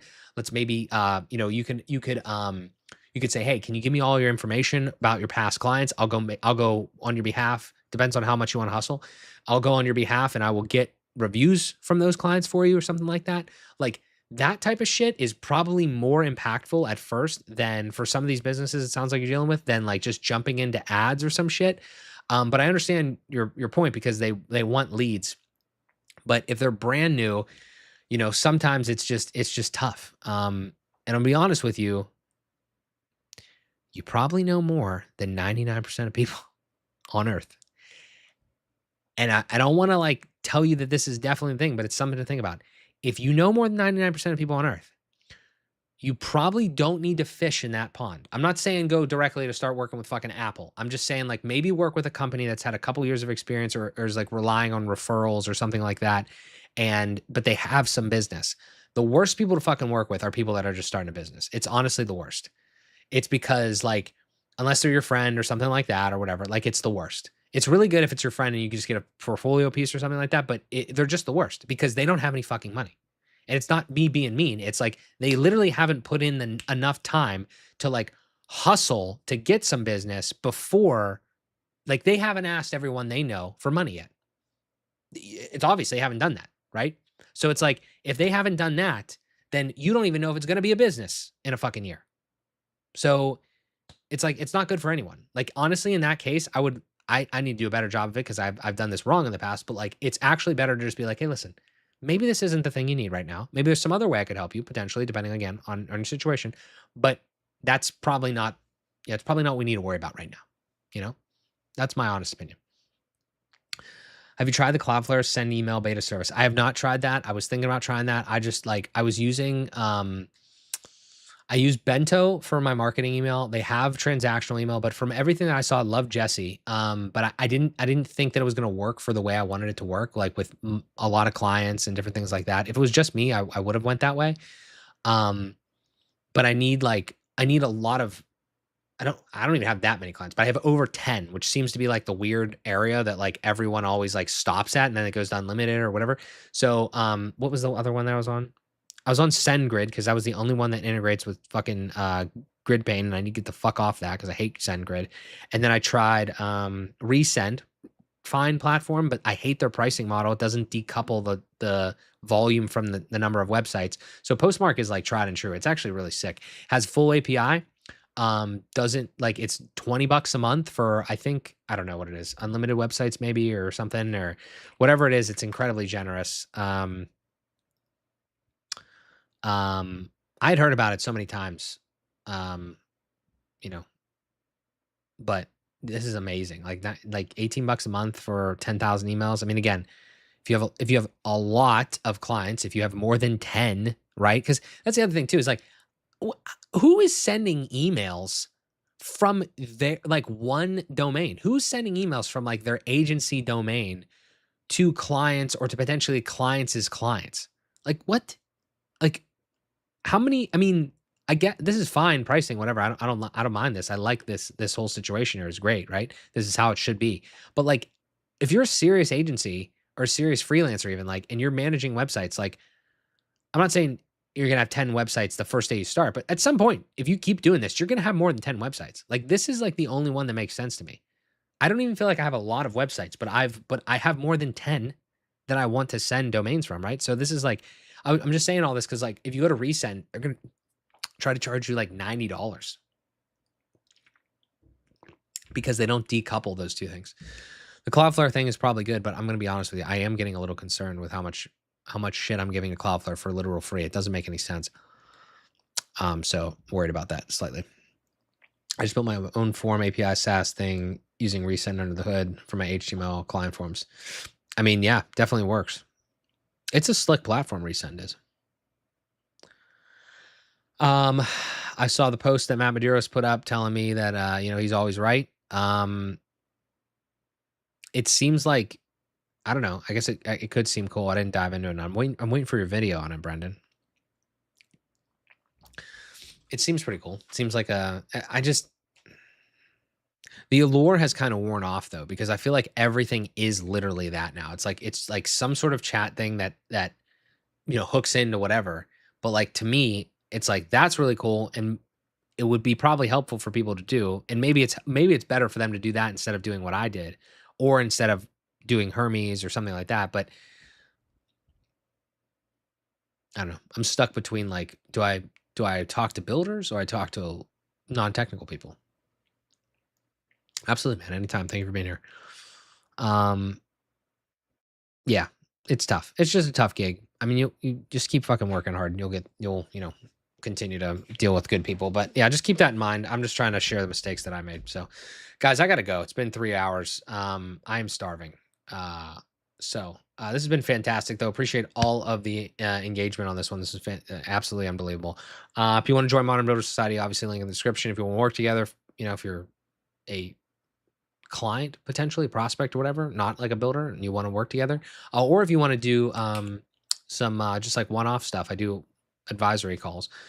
Discount if you're in Modern Builder Society, 50% off on that. But yeah, all the links in the description. Go check out, like, again, the website and stuff like that. If you want to see any of those blueprints, use any of the stuff that I'm using. Tell me what you want, like put in the YouTube comments or hit me up or whatever.